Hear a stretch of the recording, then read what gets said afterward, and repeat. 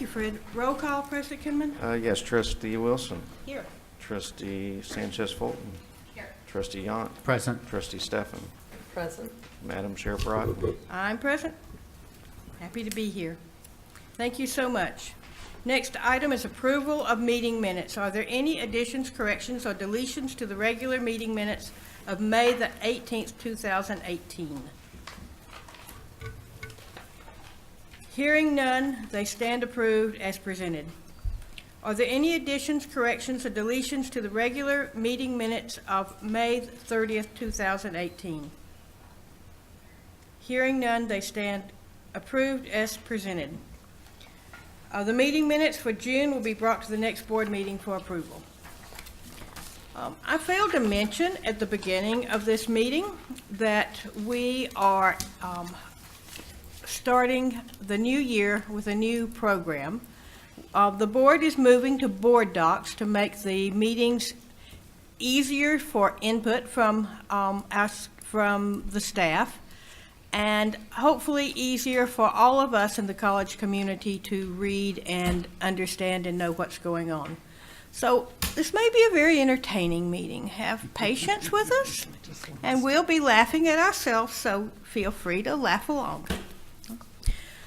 The board meeting agenda. Pursuant to Government Code Section 54954.2b2, the board may take action on items of business not appearing on the posted agenda upon the determination of 2/3 vote of the board. If less than 2/3 of the members are present, a unanimous vote of those present.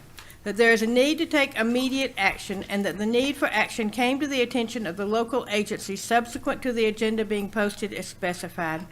Are there any additions, corrections, or deletions to the agenda of July the 19th, 2018? There are, so I need to, President Kinnaman? Okay. John, do you want to address the change? Yeah, thank you, Madam Chair. We had to make some minor revisions in our contract reporting. There was a couple of clerical errors in which there was a contract that was omitted, a revenue contract, and then there was another revenue contract that was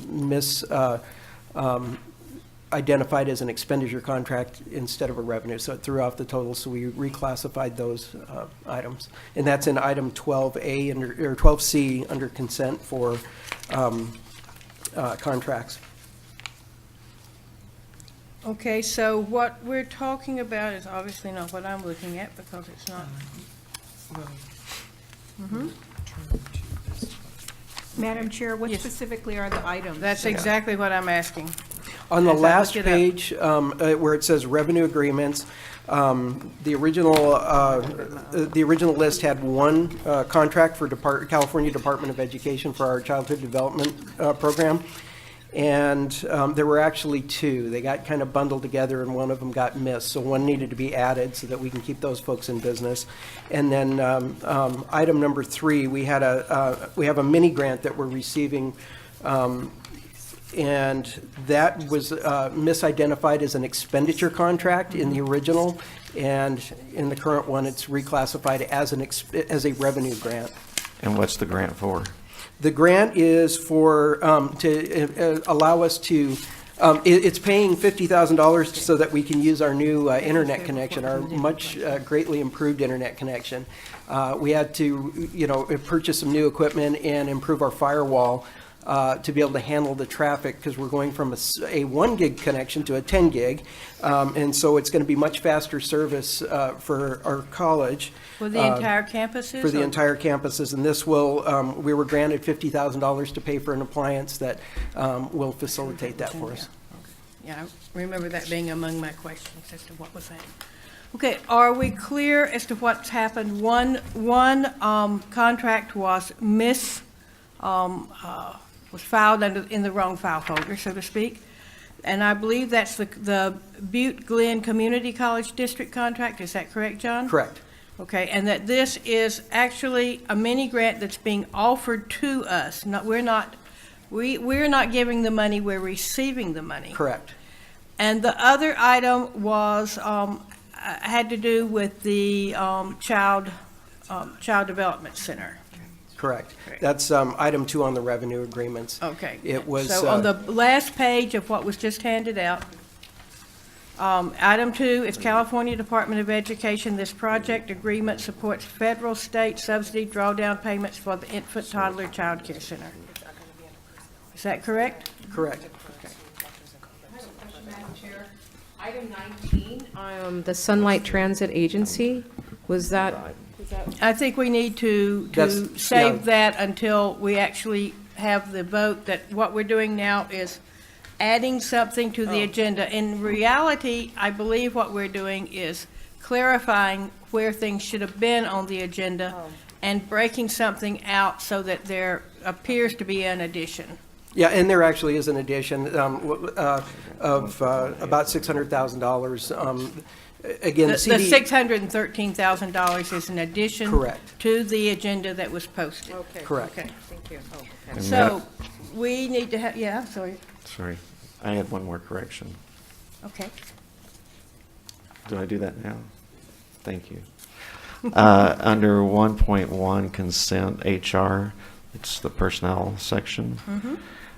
There is a section on page 2 that's marked leadership.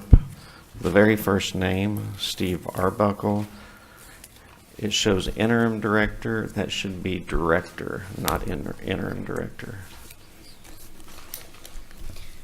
So that is basically a typo, but a very important typo. So that, we need to remove the interim. To Steve especially. Yes, to Steve especially, yes. And us, because we want. Okay, so we have been presented with actually 3 changes, 1 reclassification and 1 addition and 1 correction with removing the word interim. The law says that at this point we need to vote on whether or not we add these items to the agenda. So do I have a motion that we add these items to the agenda? So moved. Second. Okay, I have a motion and a second, and my parliamentarian's given me the aye? No, okay, I did, okay. You didn't need. Just encouraging. Okay, is there any other discussion? All in favor? Aye? Aye. I hear that as unanimous vote. All opposed? Okay, those items are added to the agenda. Comments from the public. Persons who wish to speak to the board on any item not already on the agenda may do so at this time. There is a limit of 3 minutes per person and 15 minutes per topic unless further time is granted by the board. Your comments will be timed and you'll be asked to stop speaking when the timer sounds. This time limit will be doubled for members of the public utilizing a translator to ensure that non-English speaker receives the same opportunity to directly address the board unless simultaneous translation equipment is used. Please understand the board welcomes your comments, but we're not able to respond. Julia, have you received any requests? We do have a request. The request is from Paul. Okay, Paul, you have to help me with your last name. Edwards, yes, okay. Would you come forward, please, and you wish to speak on the smoking ban that's presented this morning. Yes, thank you. So it is an agenda item. I'm very pleased to see that you're considering making the campus a smoke-free campus. My name's Paul Henriksen, and I'm from Palm Springs. I'm also a dedicated volunteer, and I work on bringing smoke-free policies to the city. I did this in Pasadena decades ago. I'm doing it in Palm Springs now, and one of the employees of COD brought to my attention that you were considering this. First, I was surprised because I didn't know there were any campuses that weren't already completely smoke-free. So I was really pleased learning that this one isn't, that you are considering it. So I encourage you to do so. It was also brought to my attention that you may have an interest in being able to provide cessation programs for those who are trying to quit. And there's a lot of resources available. I'm part of a tobacco coalition here in Riverside County that works with, which is made up of everyone from the American Cancer Society, Lung Association, and so many others. And the Desert Regional Healthcare District is actually very devoted to providing those types of services here in the Coachella Valley. Dr. Les Zendel, a personal friend, has said to me personally that they are very dedicated to try and provide that. So if you do need those resources, please reach out to me. And if I can't, I know others who can get you the resources you may be seeking. I strongly encourage you to pass item, is it 14? To make this a smoke-free campus. Myself personally, I've visited here on the weekends to the events that happen out in the parking lot, and that should have been my first awareness that this isn't a smoke-free campus, because I haven't encountered it at those events. There were some college staff that were available at the time, and they told me that it was a smoke-free campus at that time when I asked them, because there was a guy walking around smoking a cigar at the swap meet, whatever you call it. And so I guess that's why it took it out of my awareness that this was not a smoke-free campus. So I congratulate you for your forward thinking and your responsible stewardship of making this a smoke-free campus. So I'll provide additional information, how to reach me, if you need any resources to back up your forward-thinking proposal here. Thank you. Thank you. We have another person that has weighed in on this issue. I'm not going to read her statement. I'm going to give her a chance to come perhaps to the second public comments from the public, and if not, then in my own personal comments, I'll add hers in. At this time, the board will recess to closed session. Will be from 9:35 to 9:15. The board will reconvene at 9:30. Thank you. 10:30. 10:30, you're right. That'd be a really fast.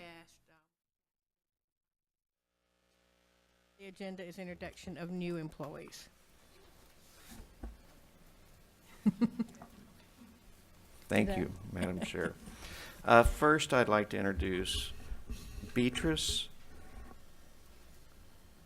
I'm going to get this right, I promise. Sarabia Pion. Now, you tell me how to say it. Yeah, good please. luck, Bree. I'm going to have to practice a few times, okay? But You got me. okay, Beatrice is Beautiful an lady. instructional support specialist, and she's passionate for education and teaching. She's driven by her love to help students succeed. She earned her certificate of completion in ESLN, then graduated with honors with an AA in liberal arts, humanities, and communications, both from College of the Desert. She transferred to Cal State San Bernardino to pursue a BA in liberal studies with an emphasis in human development. She has earned awards and certificates of recognition from the U.S. Congress, the California State Senate, legislature, and Assembly, and Riverside County.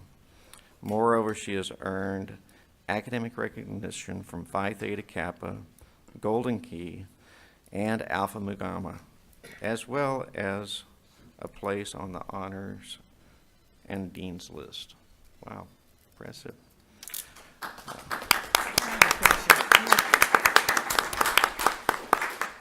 So stay with me. Next, I'd like to introduce Sherry Mackey, Administrative Assistant, School of Communication and Humanities. She was most recently an administrative assistant to the marketing manager in the city of Palm Desert.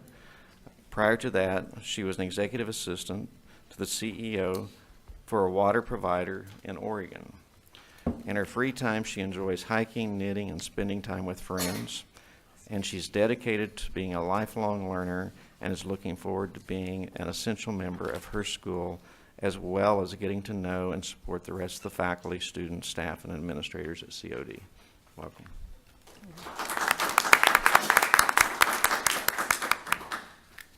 Next, we have Lindsay Armstrong, Director, Non-Credit Adult Basic Education Programs. After spending the last 15 years working in higher education, Lindsay has a deep appreciation for the power of teaching and learning to transform lives and communities. She has worked as a tutor and teacher in K-12 and higher education, served as a researcher in an applied education research lab, and she oversaw technology, enhanced programming at New Mexico State University and UCLA Extension. Each step of her career has focused on lifelong learning through collaboration and interpersonal connections. Lindsay is in the process of earning her doctorate from UCLA. She has an MFA in creative writing from New Mexico State University and a BA in English from Lewis Clark State College. So we welcome all three of you.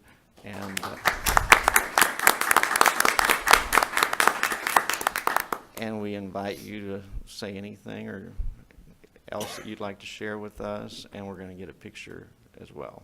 So. Thank you all. Thank you. We're glad to All have right. Well, you. why don't we come up and let's get a picture.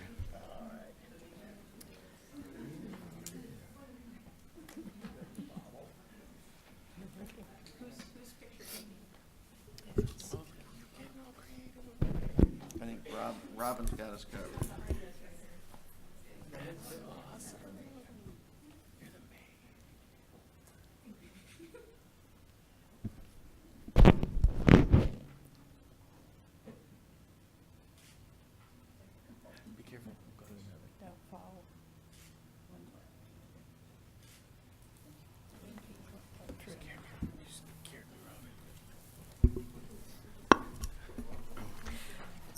Welcome to the College of the Desert community. We're glad to have you.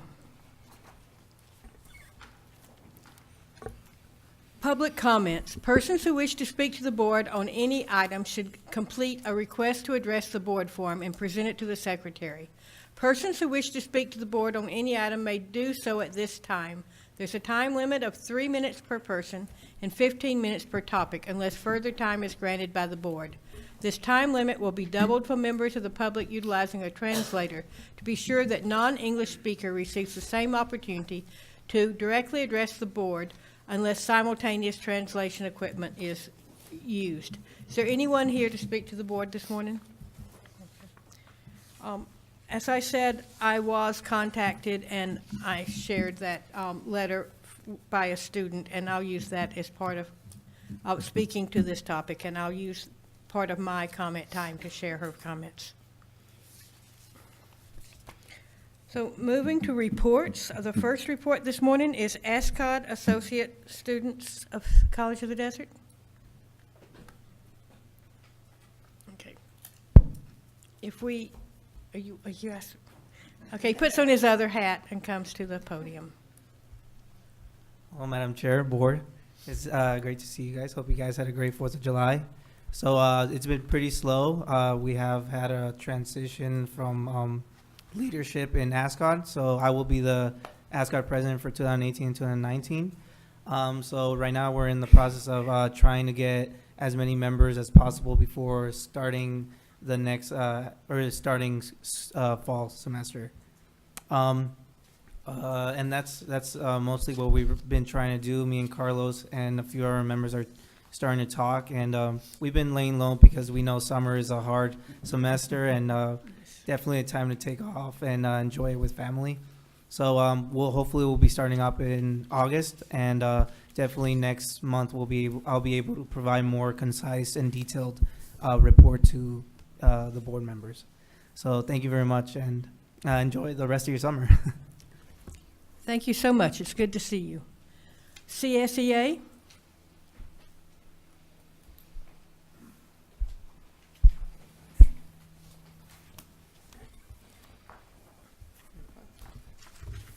Good morning, Board. Good morning, Board. My name is Ana Soto, and this is my 5th year as a Senior Program Specialist at the Office of Student Life with my wonderful Director, Carlos Maldonado. And it is our pleasure to report that our classified staff are in good spirits and enjoying the beautiful weather that the Coachella Valley offers us, right? Therefore, we want to give a big thank you to Luis Atilano, our senior HVAC technician. We couldn't survive the beautiful weather without him, right? Our team is working well with the new human resources team. There is progress on all sides of the table. Recently, Mary and Keith traveled to India to see our wonderful staff out there. They enjoy speaking with staff, faculty, and administration. They both feel that India is a great place and look forward seeing it work in the near future. We are pleased to say that our staff in India take a great pride in their work, and their positive attitudes make the India campus a wonderful experience for all their students. On another note, Patricia Reyes, Liliana Casas, and Keith will be traveling to Sacramento, in which they will be joining 1,700 and other classified employees for the CCE annual conference from July 30th to August 2nd. While in Sacramento, they will debate numerous topics as well as vote on resolutions in the association's budget. And I apologize for I'm a little nervous, but thank you for your time, and this concludes my report. You were great. Thank you, you were wonderful. Thank you, you did a great job. Thank you. Academic Senate?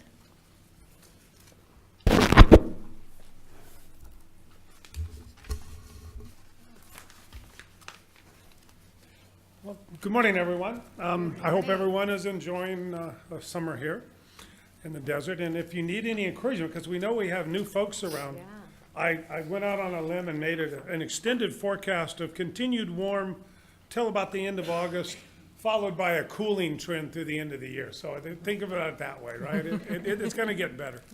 All right. I'm certainly looking forward to my second year as the Senate President, and I hope all of you are as well. I believe a lot was accomplished during this past year, but as always, there's much more to tackle this year.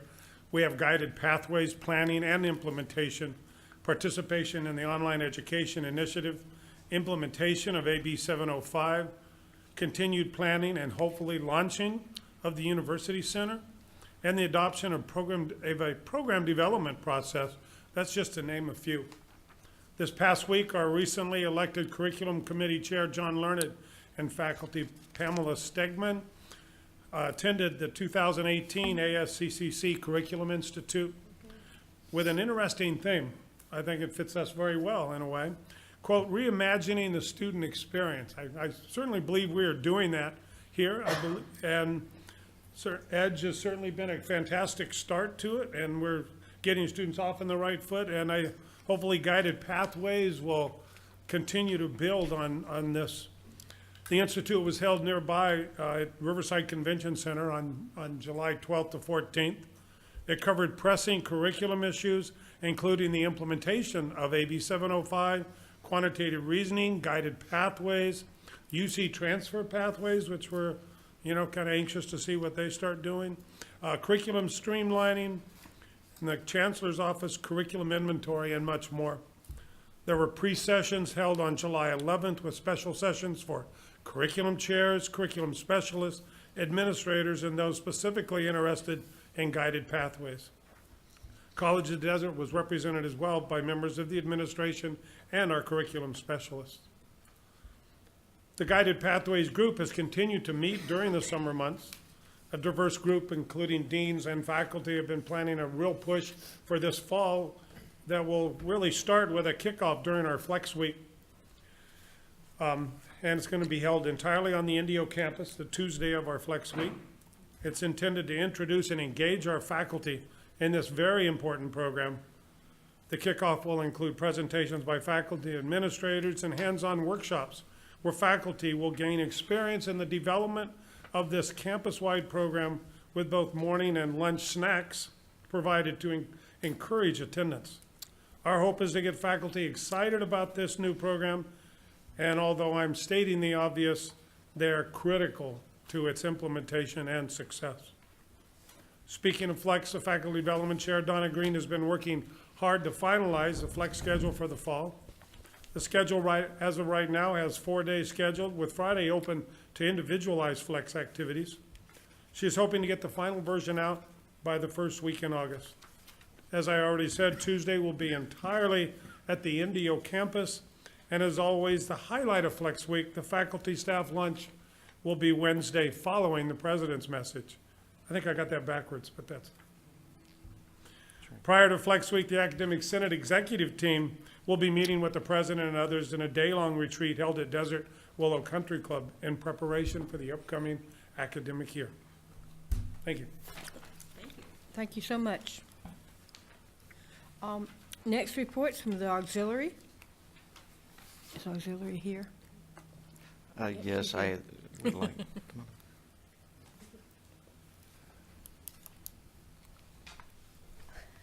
Good morning. Could you introduce yourself, please? Yes, sir. Yes, none of us know Hi, you. I'm Pam Hunter. I'm the Executive Director of Institutional Advancement.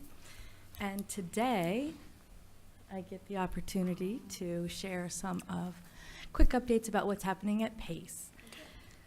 I'm waiting for my slides. Oh, it's not cooperating. That's okay. So we at PACE, as you know, offer an interesting mix of professional development, contract training, and lifelong learning. PACE is located at the Westfield Mall. We are working right now on adding some professional development training programs at the Indio campus, and we're analyzing the Palm Springs market to see what would make sense in terms of offerings at the Palm Springs campus. Today I want to highlight just a couple of the projects. Oops. Sunline University. It really is called Sunline University, and it is something that we've been working with Sunline for several years now to develop. We just completed our second year of training, professional development for their employees.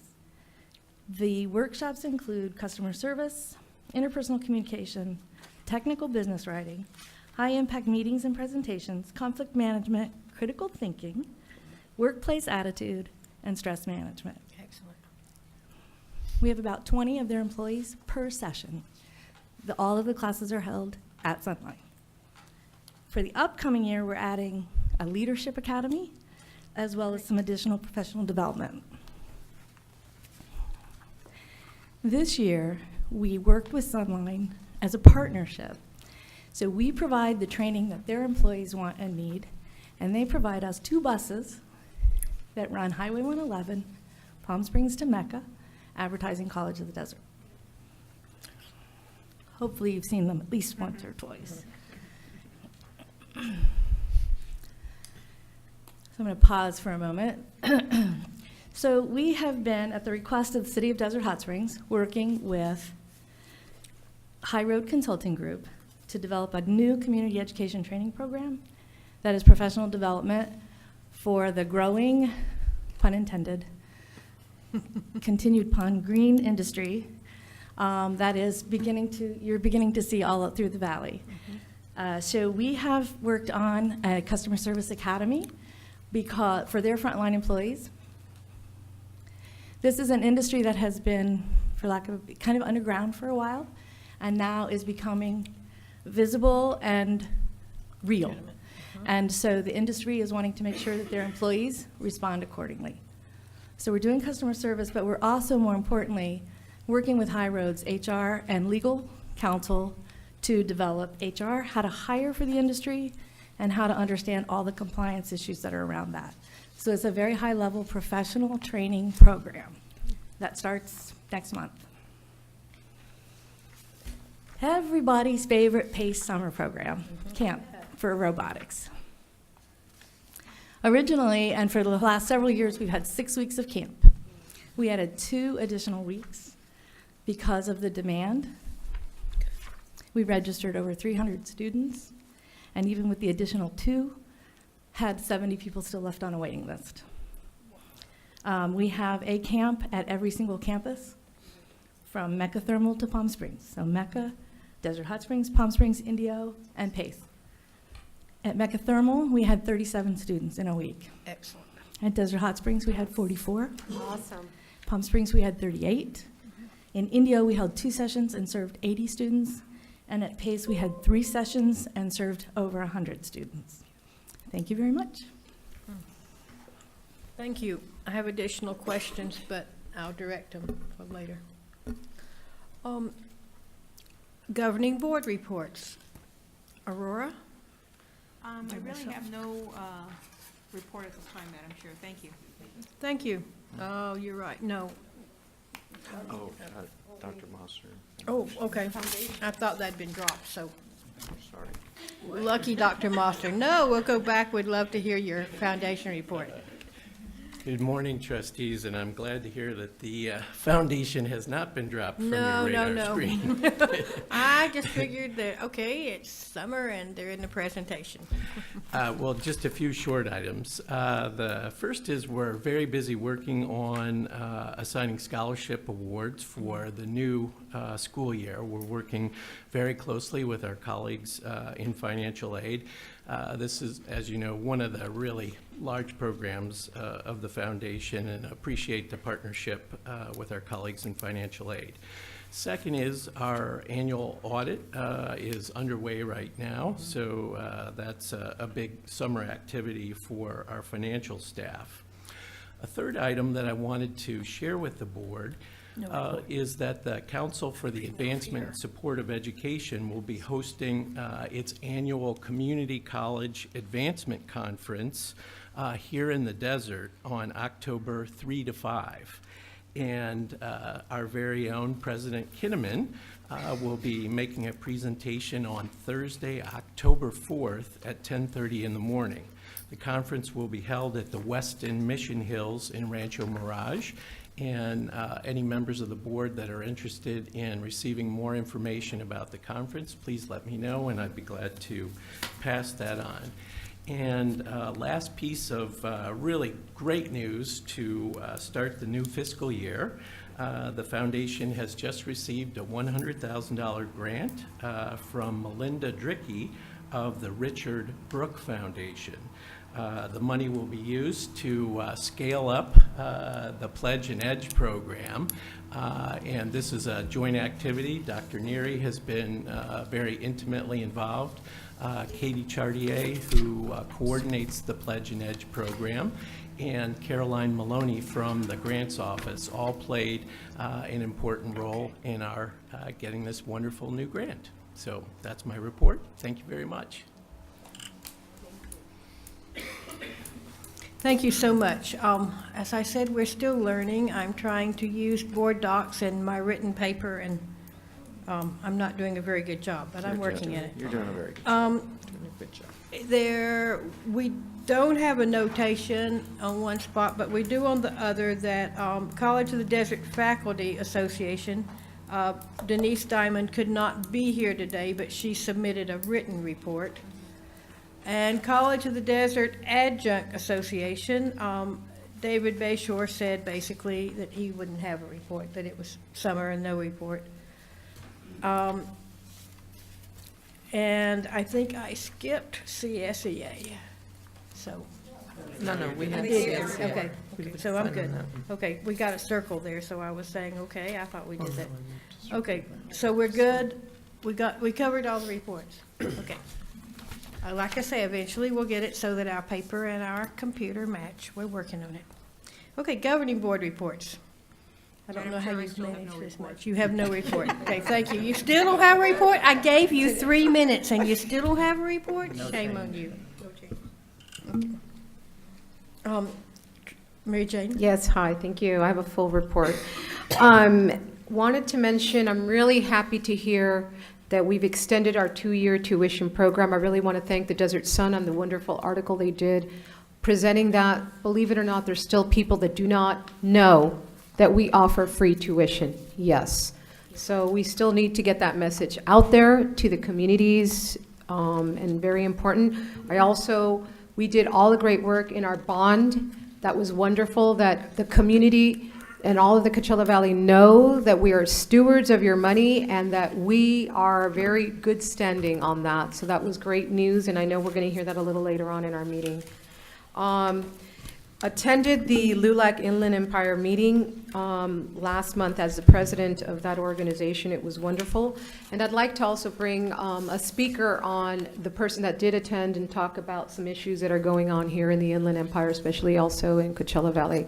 So we'll ask them to come and make a presentation about homelessness and domestic violence, et cetera. So I think it's something that we really do need to, we have to know more about out here.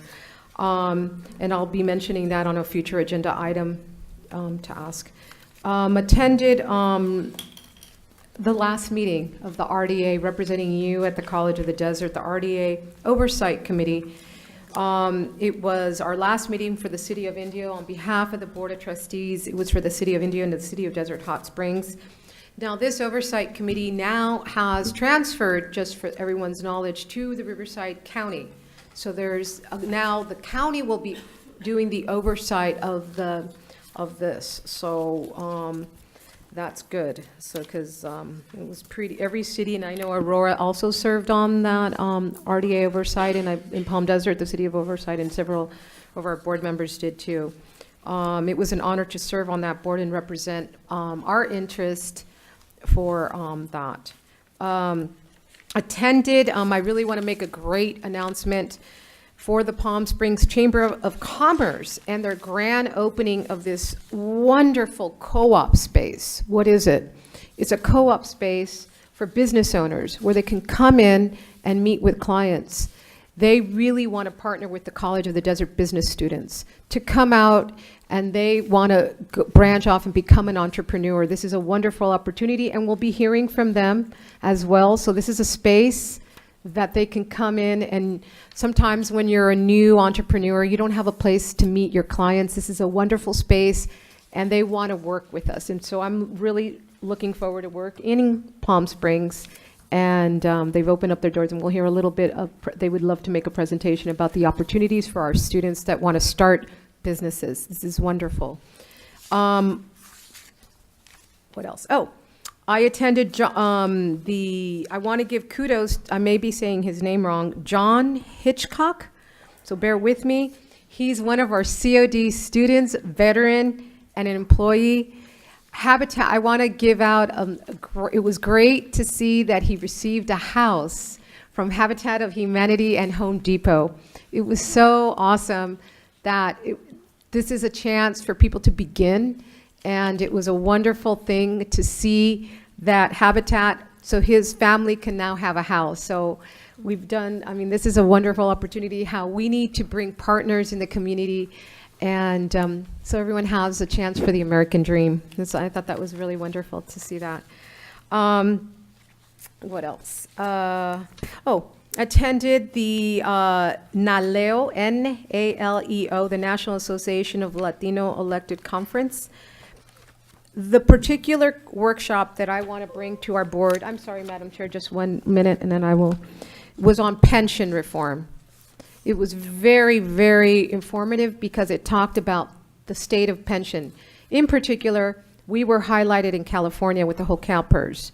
So I have the copy of the report, and I will be sharing that with our board because it was very, very good and very insightful for us to get a better grasp of what's really going on in our pensions.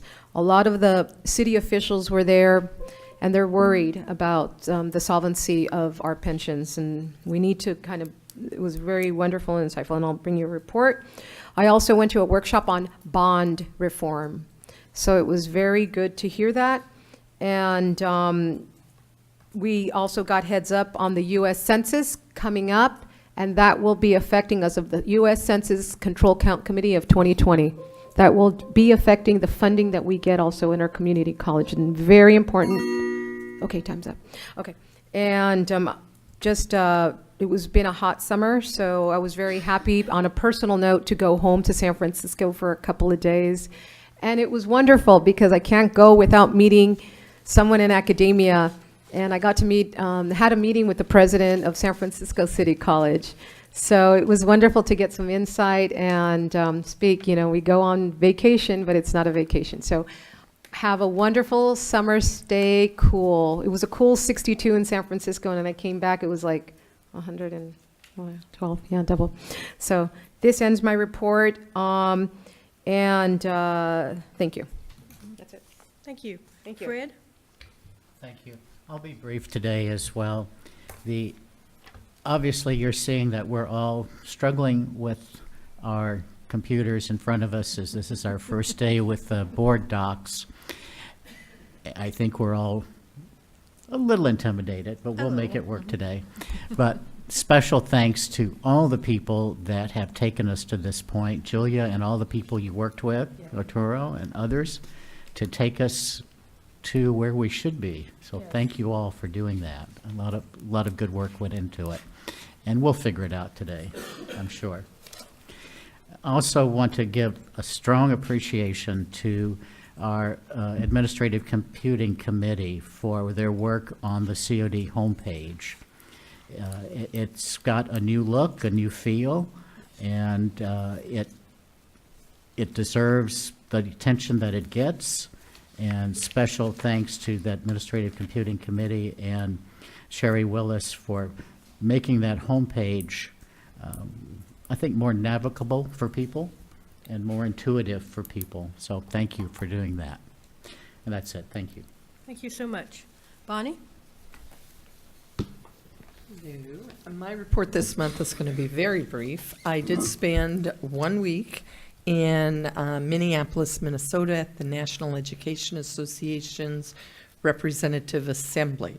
So I was packed in a convention center for that week with educators, both higher ed and K-12, from around the United States and even some from around the world. It was very educational. We had a lot of things to discuss, a lot of new business items, a lot went into looking at the bylaws and the amendments, and like I said, there were a lot of new business items, so I got a whole new perspective on what's going on in education around the nation from that. And like I said, and I was with the California delegation. I was a state rep this time, so I had the opportunity to meet with educators in higher ed from across the state as well as around the United States, and it was enlightening. A lot of changes. That's all. Thank you, Bonnie. Oh, and thank you to the air conditioner person, because the air went out on my car last night, and so I drove down with the windows rolled down, and so it was nice to come in here where it's nice and cool. Yes. Thank you. Yes, I think we truly appreciate the air conditioner people in the summer, because we would not exist very well. I'm sadly or gladly old enough that I remember the days when air conditioning was here and there and not necessarily a permanent part of your life, so I do always appreciate it. I would like to begin my comments by bringing us formally the information from one of our students. She contacted me as chair of the board, and I sent this information on to Julia so that it could be a part of our record today. She could not be here to speak. Rosa Montanez sent us this letter. Hello, Madam Chair and trustees. I want to start by saying thank you for allowing me time to speak today. My name is Rosa Montanez, and I'm a student here at the College of the Desert, majoring in business administration. I'm also staff with the American Cancer Society, where we're committed to eliminating cancer and preventing tobacco use as one of our top priorities. As a student here at College of the Desert, I'm here today to speak for your passage of the 100% tobacco-free policy. A tobacco-free policy would demonstrate COD's commitment to the health, safety, and well-being of not only its students, who like myself spend many hours here learning, studying, and socializing with classmates, but it also demonstrates a commitment to our visitors and to all that are welcomed here at College of the Desert. The negative health effects of secondhand smoke exposure are well documented, and secondhand smoke contains at least 7,000 chemicals, including hundreds of which are known to be toxic, and about 70 of which are substances that are capable of causing cancer in living tissue, known as carcinogens like butadiene, a hazardous gas, ethylene oxide used in antifreeze, and polonium-210, a radioactive chemical element. Even with designated smoking areas and compliance of the rules COD has in place, we are still at risk of being exposed to secondhand smoke, and even brief exposure can have serious health effects. As students, our focus should be on grades, GPAs, midterms, and finals, not when or where we can find a healthy and safe place to learn, study, and thrive. So I'm asking you today to please vote yes on the first reading of the policy before this board today, and I thank you for your time. I make a minor correction because I totally understand this student's meaning. What she is advocating for is that today is the real vote, the vote for the second reading. So I bring you her message, and I hope you'll consider it when we get to the point to vote on that issue. If you'd pass these down to Julia, she'll have them for our records. Thank you. For my personal report today, I would like to once again thank the staff here. Julia, getting to board docs was one of my goals while I was president this year, and you've made it possible, and as Fred says, we'll learn. I think we're doing pretty well for it being a first day. And thank you for your support team that you've trained to bail us out when we get to a point where we're truly lost.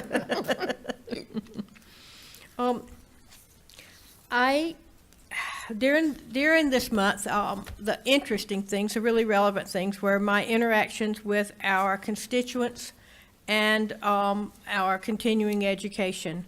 I had two particularly interesting outreaches this month. One was from a local small government, a local government group that are thinking about how they could better interact with the college for a student learning experience, whether it's an internship, probably a brief internship, or some kind of an opportunity for a pledged student to have public time. May I?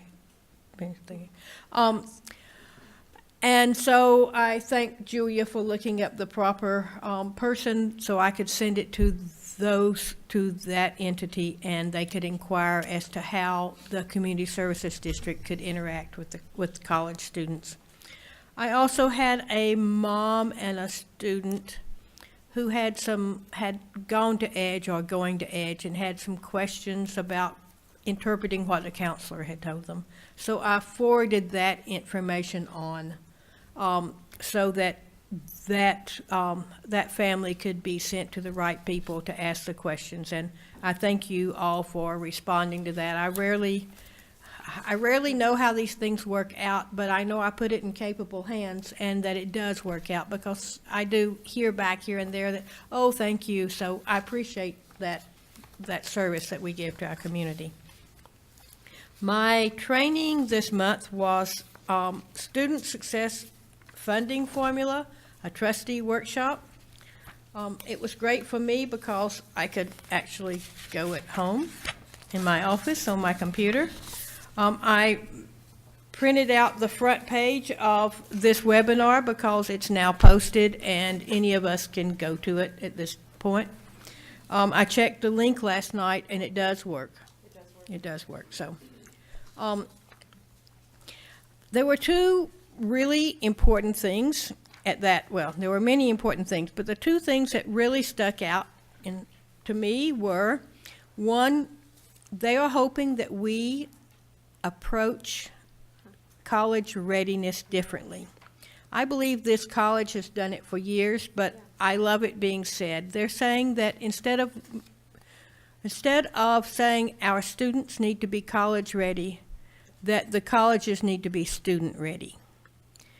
Again, I believe that is an approach that we've used for years as we've reached out to students and brought them in and picked them up at whatever level they were, not held people back that were more advanced, and not pushed people in places that was difficult to perform if they were less prepared in that field.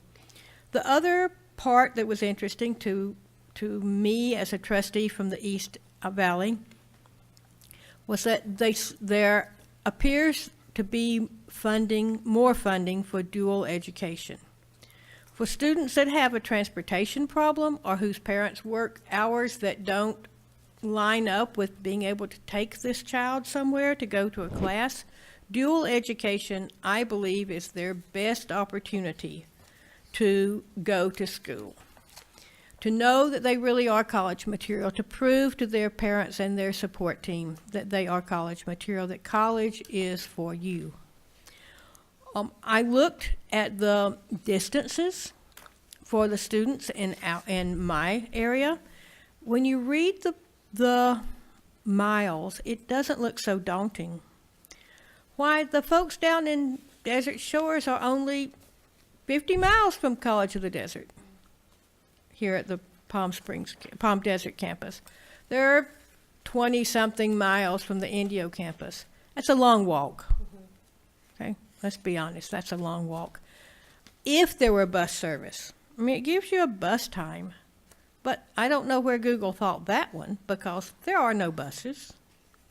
So, easier than us transporting our students to a location, perhaps we should take the college to them. And the item that this webinar suggested was a place to consider, a college to consider to begin, is math. Because math is often, it's the hurdle. It's not really a stumbling block, it's the hurdle. Our students are sometimes convinced they cannot jump that hurdle on command, when in reality, they're quite capable. So if perhaps we should look more at math as being our way for the camel to get his nose in the tent, to provide as a dual enrollment opportunity, an opportunity to take math, for those students to see what college math really is, to bring them to a point where they know that they can succeed. So that concludes my report. I recommend this webinar. It can count as student success in our training, in our certification. No, it is not 30 minutes. It's an hour and 20 minutes. Well, it says 10 to 11:30, and it truly was. Maybe it was 10 to 11:20, but it was truly. It really took the time, and it was because they had a good question and answer session at the end. Thank you very much. Next report, President Kinnaman. Yes, Madam Chair, thank you. I only have a couple of items.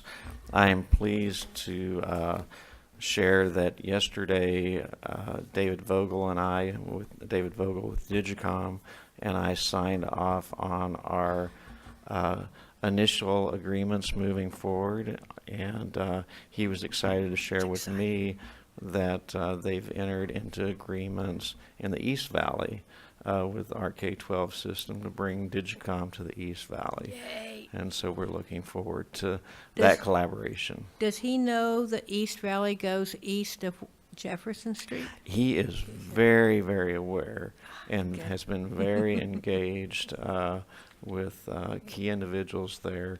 They're also in the process of hiring a couple of faculty at Digicom that are Spanish speakers first and English speakers second for their role in the East Valley. So we're excited about exploring that. That's really important, more because it speaks to the parents. Yes.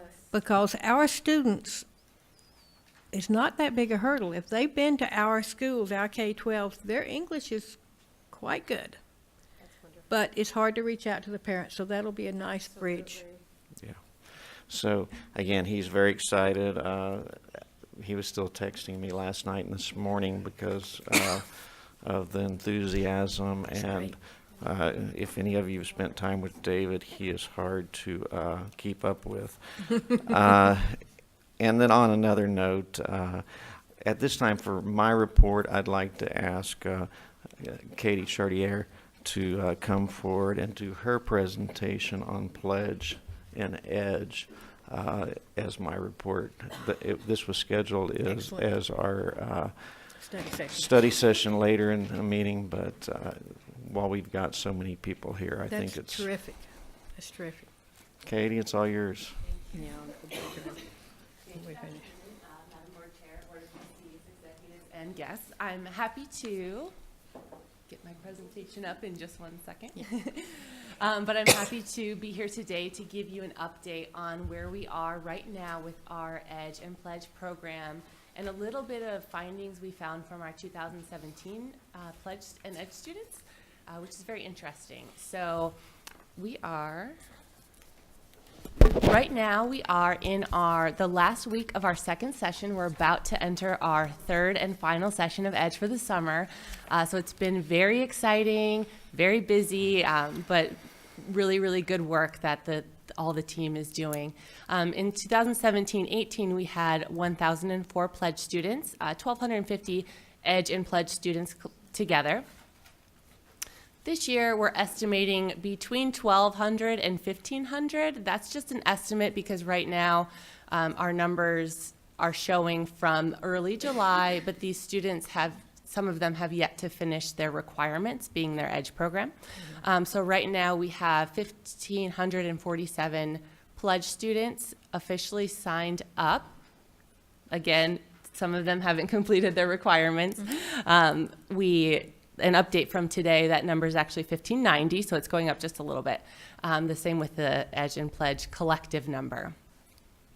So we're still enrolling students. We start on Monday, but we have our application open until Monday morning. So if anybody still needs to sign up, that application is still available for them. So far, we have had our program in Palm Desert, Indio, Palm Springs. Right now, we are in Desert Hot Springs. So we have 64 students who are completing their program in Desert Hot Springs today.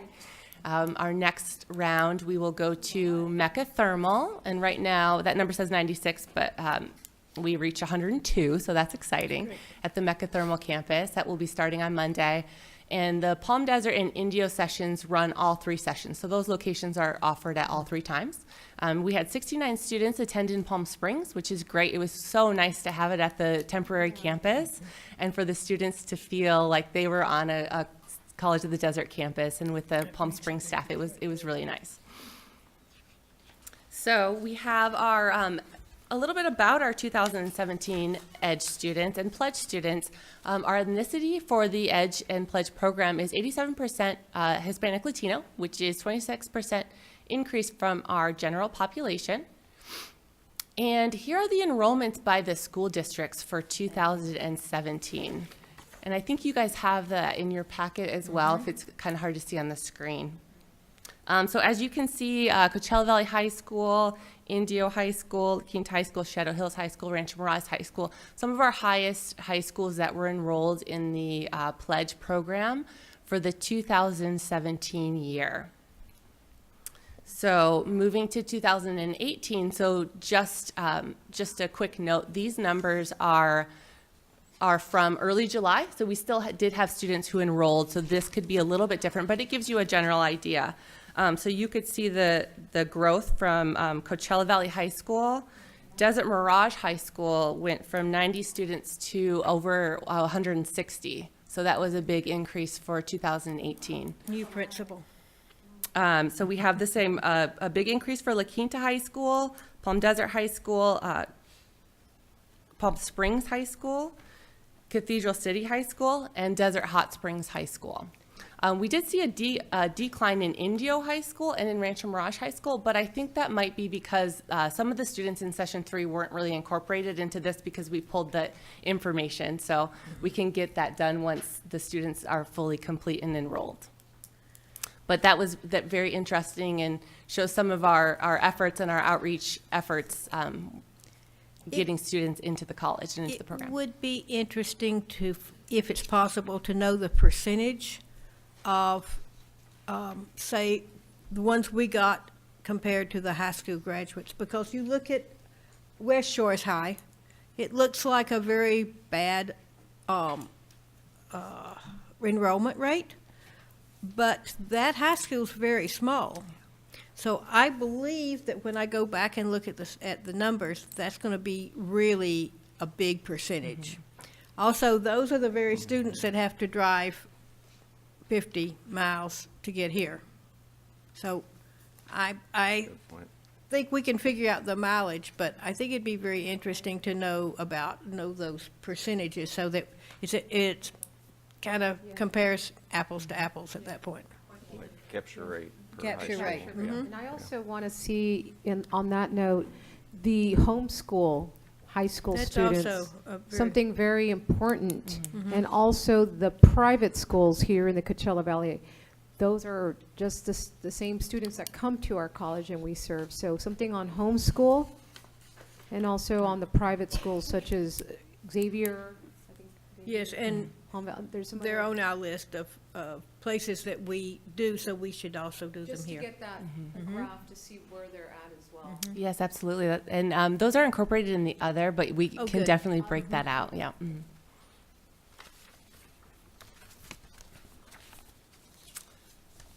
So this is our enrollment by city. This is where the students actually live. 2017, Indio, Coachella, and Cathedral City were one of our highest. And then to 2018, the same still applied. Indio, Coachella, Cathedral City. Mecca Thermal had a jump. Desert Hot Springs had a jump. And so that was very interesting to see. Again, these numbers are from early July, so we'll have more idea after they start. From my end of the valley, I believe that your presentations at the community groups have made an impact. Oh, great. That's great to hear. So here are our fall to spring persistence rates for first-time college students compared to first-time EDGE and PLEDGE students. So as you can see, for 2017, the persistence rate of our PLEDGE students was 88%, and EDGE was 80%, compared to 66% of our regular first-time college students. Outstanding. Our students are completing more units. EDGE and pledge students in particular, 2017 completed 9.8 units compared to non-pledge students who completed 7.1 units. So the students are required to enroll in 12 units, and so they are completing most of those units. And so these are some rates from how students actually did in their classes. So we put students through this 3-week review of math and English. Some of them move placements, some of them, might not move placements, but the goal is to make sure they're as successful as they can be once they get to whichever class that they belong in. And so our students in English were more successful than non-EDGE students in English 61. And which is the first level of remedial English before college level English, which is English 1A, and just as successful in English 1A as a non-EDGE student. So that student started in English 61 and may have, got themselves to English 1A, and they were just as successful. So the program is preparing them for what they need to do to be successful once they get to that class, if they do move, and as well as if they don't move, preparing them to really be successful in whichever class they're taking. So also for math, for every level of math, EDGE students did just as well as non-EDGE students, first-time college students, for success in all courses, including retention. And this includes our Math 40 course, which is associate degree applicable. It's intermediate algebra. Our students, had a success rate of 40% and a retention rate of 77%. And for the first time, and this is so exciting, EDGE students performed as well as non-EDGE students in all levels of college level math, which is really exciting, something we've been working hard to get them into and being successful once they get to that college level math class. And in particular with our Math 5 trigonometry and our Math 14 statistical methods. So the top chart is those two combined, and the bottom two charts are those broken out. So, we're doing all this work with the students. The students are doing so much work during their program, and it's really, really showing as far as their success rates are going once they get to their college level classes. So as you know, they receive free tuition and fees for 2 years, and thank you for the 2019 approval as well. That's super exciting for us to be able to tell all the students and the community. They get priority registration, the chance to remove their remedial coursework, which they're doing right now in their EDGE program, and the ongoing support, which I think is so important and something that you can see with our persistence rates and our success rates, that it's working. And meeting the faculty, just creating that connection with the faculty, the SI leaders, and other students in the summer just puts them off on the right foot. And Dr. Farmer said as well, like preparing them, to start here. And it's so great to see them build connections and build friendships and be excited to start at College of the Desert. They also give back to their community with their 10 hours of community service that is part of their pledge requirement. And they also attend one career focus workshop. So it could be a workshop on interview skills or an event, a career fair, or something about interviewing. 10 hours of community service, which I said. They have to have a minimum of a 2.0 GPA and a fully completed financial aid file. So we are in 2018 with our pledge students right now, but we are looking forward to our pledge recruitment already for 2019, starting in the fall with our financial aid workshops in collaboration with the financial aid department, bilingual workshops throughout the Valley. Our October events that happen every year, the College and Career Night in Indio and the Coachella Valley Regional College and Career Fair in Rancho Mirage. Also excited to attend the Mecca Resource Fair again this year. So we will start our high school application workshops in January, where we visit all the high schools. We do have our spring COD campus visits already scheduled, where we bring the high school students here on campus, where they'll go through all of their matriculation steps and get a campus tour, have lunch, and get to meet faculty and staff. So those are March 23rd, March 29th, and April 5th coming up in the spring. And that concludes my report. Good job. Katie, you can come to my report anytime, all right? Great And if job. you have any questions of me, I'd be happy to have Katie respond. I wondered if we had a student government introduction component to I know that those days are just packed full. I mean, I have had a child that came home from Edge, and you had extracted all the matter from up there by the time that she went out the door at the end of the day. It may be a good time to have a little cheerleader workshop about how you can be more involved in student government.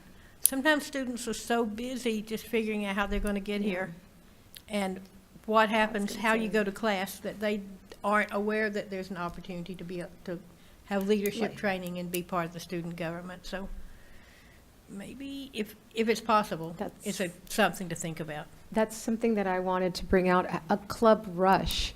See, a lot of students want that campus experience, and I'd love to see research. The more involved they are on our campus clubs, the more they're engaged in academic life. So it would be a wonderful component to have a student club and have them there at the end of the session and say, if you want to join the club, like Alas con Futuro, or you want to join Mecha, or you want to join any of the clubs, we're here for you. And you feel that it's part of your family, especially when you're in high school, when a lot of the students love, it's wonderful. And I have a second question to that. Partnerships with local nonprofits and local business entities, who do they reach out to, Joel or Katie? Well, a couple things have been mentioned here, Katie. On the visits to campus, I don't know if the student government and the other types of clubs are part of that process. If you could speak to that, and then, of course, the latter question. Yeah, absolutely. So the clubs are involved on the campus visit tour, or when the students come to campus. We have a resource fair, and the clubs come out. We also have a student development day during the Students Edge 3-week program, where we briefly touch on that.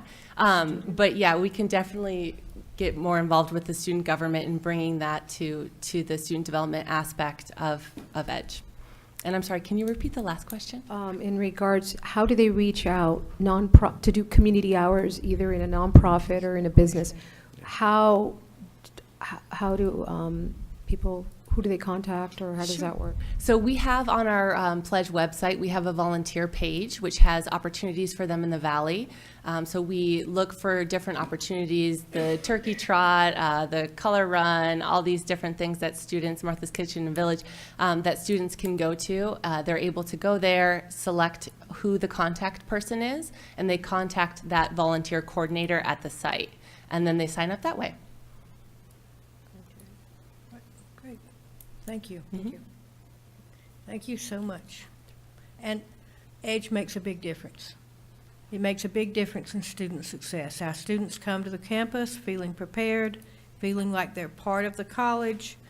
Their apprehension of moving up to another level of education, that anxiety is greatly reduced. Students that come that don't know anyone in their class do now know someone in their class because they sat across the room from them in Edge. Yeah. But it makes a big difference. So it's great work. It truly is success. We have received very prestigious awards for it. And that all goes back to the hard work that you put in it. So I thank you. Madam Thank Chair, you. Thank you. I just have one question. A nonprofit organization that's out there that wants to work with the Pledge program in terms of the community service hours, how do they get in touch with us? Or how do we reach out to them? Or what? Absolutely. They can contact me. I'm sorry, was that your question Yeah, too? that was I my was going the question. student route. That was I was questioning because some nonprofits have asked me, and I. Oh, my got it. cons- Yes, yeah. please feel free to send them But- to me. And somehow they're contacting me. We'll reach out to the larger ones if we know there's an event happening. I'll reach out to that volunteer coordinator. Okay. But if you know of any nonprofits that are looking for volunteers, send them. You can send them to me or to the president's office to send them to me, and I'll be happy to contact them and blast out their volunteer opportunity to all of our students. Okay. Mm-hmm. Okay, great. Thank you. Excellent. Any other questions? Great. Again, thank you, and thank all the many people at the various levels that are involved in this Great work. program. Great program. Great work, Katie. Thank you very much. Yes. Yay, Katie. Yay, students. Thank God.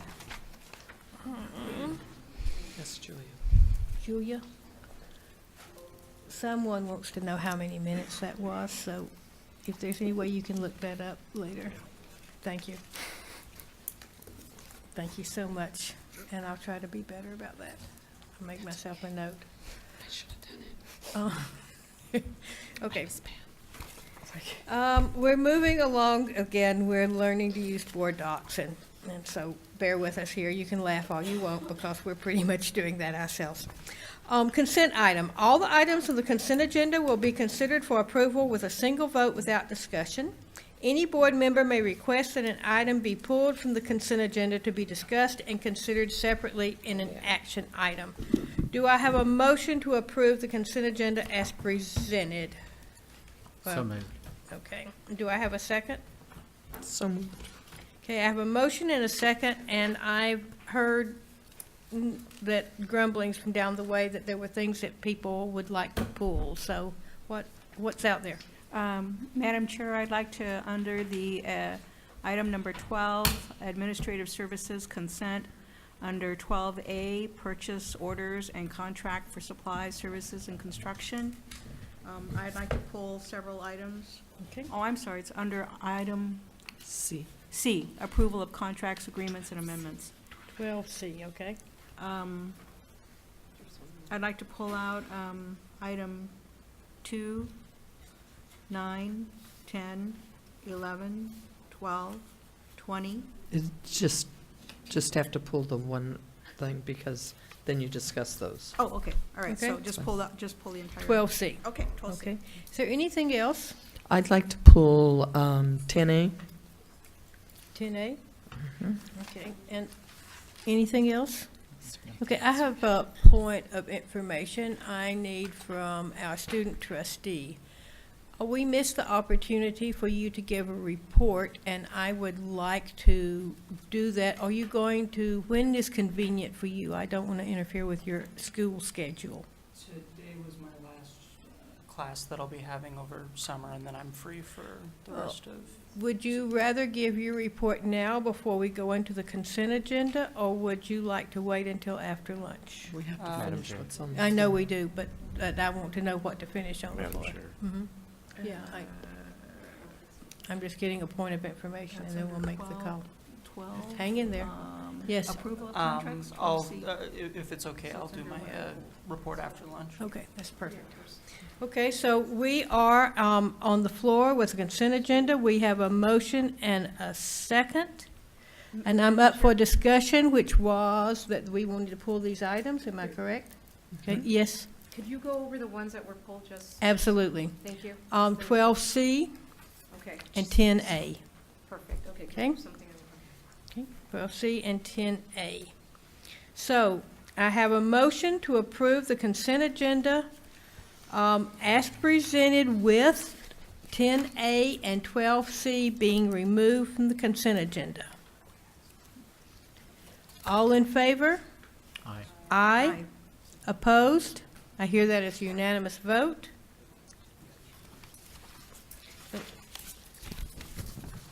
So we're going to move to the beginning of the action items. I'm not sure how far we'll get through these, and our student trustee is going to give his report after lunch. The first action item to be considered is 12A, which was pulled from the consent agenda. Do 10A. 10A, I can't read even. Do I have a motion for, that we consider 10A? So move. Second? I have a motion and a second. Would the trustee that pulled that item like to speak to it first? Yes, what is the procedure if we have dates that we would like to get changed? Oh, yeah. This is a first reading, so why don't we run down and see if there are any suggestions now, and then, and then we can vote from there. Discuss away, my dear.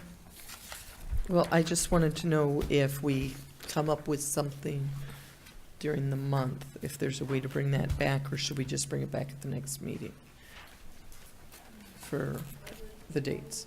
You know. That's all. Okay, so we Just need to email. consider these dates because we really like to keep them. Once we vote on them, we like to keep them because it means that much staff has to rearrange their lives for them. So if there are any that don't work, and you know they don't work now, speak up. And otherwise, we have until next month to make suggestions and changes. And the campus destination. Okay, yes, ma'am. That's what my Yes. concern. Madam Chair, I see that there are some dates with asterisks next to them. There's no definition of what the asterisk means. Am I to conclude that it's not a Friday? Is that what that means? Yeah. Okay. Okay. Okay, okay. So that was item 10A. Is there any other discussion? Madam Chair, I just want to double Yes. check. I know that you have the fair. It works. It works, okay. Thank you. I appreciate that. That's February, that's Yes, different. yes. And I was careful that there weren't any second Thursdays. Okay, so we have a motion, I believe, and a second. I believe we've had a thorough discussion. All in favor, aye? Aye. Opposed? Unanimous vote. Madam Chair, the student trustee first. I miss the student trustee, and I'm actually so happy that he's here and that he wears photo-gray glasses like I do. Student trustee? Aye. Aye, okay. Thank you. I tell you, there's so many new things going on here that I'm barely keeping him in the hair there. the difference, huh? Okay, 12C was the next item that we pulled. 12C, administration, do I have a motion that we approve this item? So moved. I have a motion, do I have a second? Second. Okay, having a motion and a second, with the trustee that pulled this item like to speak to it? Yes.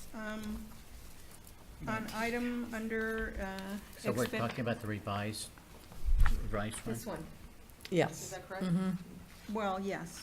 Under item number 2, it's Jennifer Brown. Such a good question. I just wanted some clarification. I Such- wasn't quite sure what the contract is for. Okay, Vice President Baker, do you want to handle that? And here Yes. comes Zarell too, so I'll we're be happy. good. Yeah, Zarel, Dean Becker is going to bring some clarity to that. Thank you, I'm sorry, I wasn't quite clear. Good morning. I'm Zarel Becker, Dean of Applied Science and Business. This is one of several contracts that are coming out of our Strong Workforce Program. So I'd like to give you just a 2-minute overview, 1-minute overview, I'll make it fairly short, of what the Strong Workforce is doing for us. The Strong Workforce Program from the Chancellor's Office is implemented regionally. That means that our region, Inland Empire Desert, gets all of the funding for all the colleges in our region. And then 60% goes individually to the colleges and 40% remains with the region. But anything that we spend at the college level must be part of our regional plan. Now, the regional funds, which are 40%, are allocated to projects that go across multiple colleges. And the Building Energy Systems Professional is one of those. So this is a program that we will be taking, we actually developed it here. We'll be taking that to all the other colleges so that we're all sharing the curriculum, we're sharing the marketing, we're sharing the industry contacts. So that's the purpose of the program, is that it's regional. The way these are set up is that each regional project has a host college. So we're the host college for the BESP project. And John Caffrey is our project director for that project. So we have a very large sum of money. I think it's 1.4 million, okay, knew it was large, that is allocated to the BESP regional project. And we are the host college to figure out how best to allocate that to hire the people that we need to get that project done. So that's the background from the Strong Workforce. You'll be seeing several of these. That's why I wanted to give you that little overview today. We have some deputy sector navigators that might be coming. We have 2 other regional projects that we're hosting. So you will be seeing more of this. So it's an interesting situation in that the funding is in our budget. It is our fiscal responsibility, but it's not our money. Yes. And Okay, I'm John? sorry, so who is Jennifer Brown? I'll turn it over to John for that. He's the project manager. Thank you. Jennifer Brown has been working on the BESP project since the beginning, has helped us along the way with actually writing the regional proposal, and she is very well versed in everything that is BESP. So we asked her to come on board and help implement the BESP regionally. So she is currently doing that, putting together industry, all of the industry throughout the region that is in the top codes for energy construction and utilities, which are all part of the BESP program. And because work-based learning is such a huge piece of the program success as well as student success, that we have the apprenticeships, the internships, and other work experience as components of that program, and she's trying to pull all that together regionally so that we have an opportunity for our students at all of our colleges that are participating. So the term of her contract was starting June 15th? And in December 31st, right?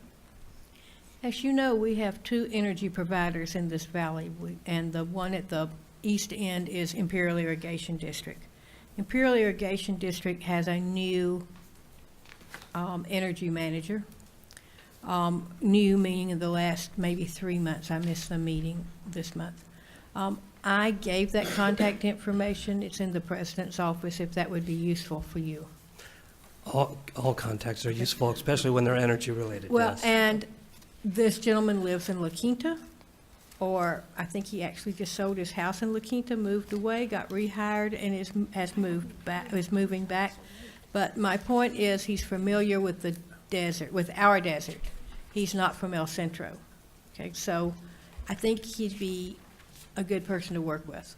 And Excellent, as I yes. said, I left that contact information, and if they can't find it, it's on my phone, so I can. Right, we had a little turnover there at IID, so that that it helps. Yes, it kind of makes your head spin. I guess my question, Madam Chair, is that the term starts June 15th, so why are we approving this contract after the person has been on So board? June 15th was It wasn't- the last board meeting we had, so I imagine you did not have the paperwork yet. It to was meet that. en route, it just didn't make the last board meeting. It was supposed to, it just somehow missed it, yeah. Yeah, it's really, it'd be really close to actually get it. It was actually supposed to be on the agenda last, yeah. Sounds interesting. I hope Thank it you. works. Right, thank you.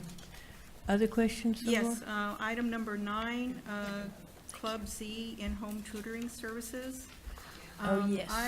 Madam Chair, I just was really excited about this program, so I just wanted to hear more about this. And if there is no one to speak to it, maybe we could have a presentation at some later point on it. It just- Dr. Neary, can you speak to this, or? Trio. Okay, all right. So we are actually very excited about this program as well. This is part of our TRIO talent search program out in the West Valley, particularly in the Desert Hot Springs area. We are now providing free tutoring at 2 middle schools, Desert Springs Middle School and Painted Hills Middle Schools. And the tutors are credentialed tutors, they're not student tutors, and they are registered as volunteers in the Palm Springs Unified School District.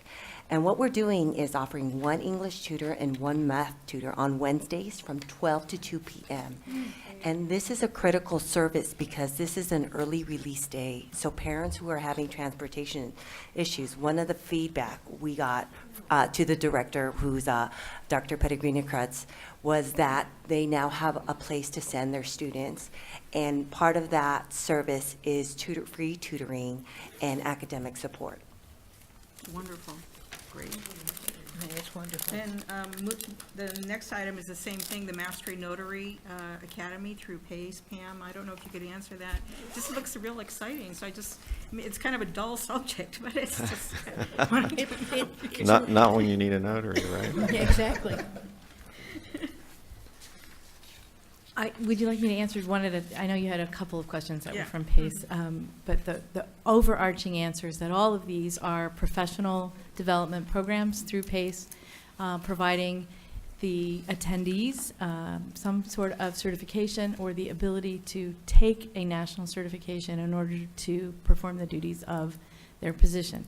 So, for example, the Master Notary Academy is exactly that. And I appreciate the opportunity to wave the flag. It's not new at PACE, but it does exactly what it sounds like it does. It trains people to be a notary public. It allows them to prepare for the state exam. If you are already a notary, you must renew that certification on a regular basis. This class also allows them to do that. Okay.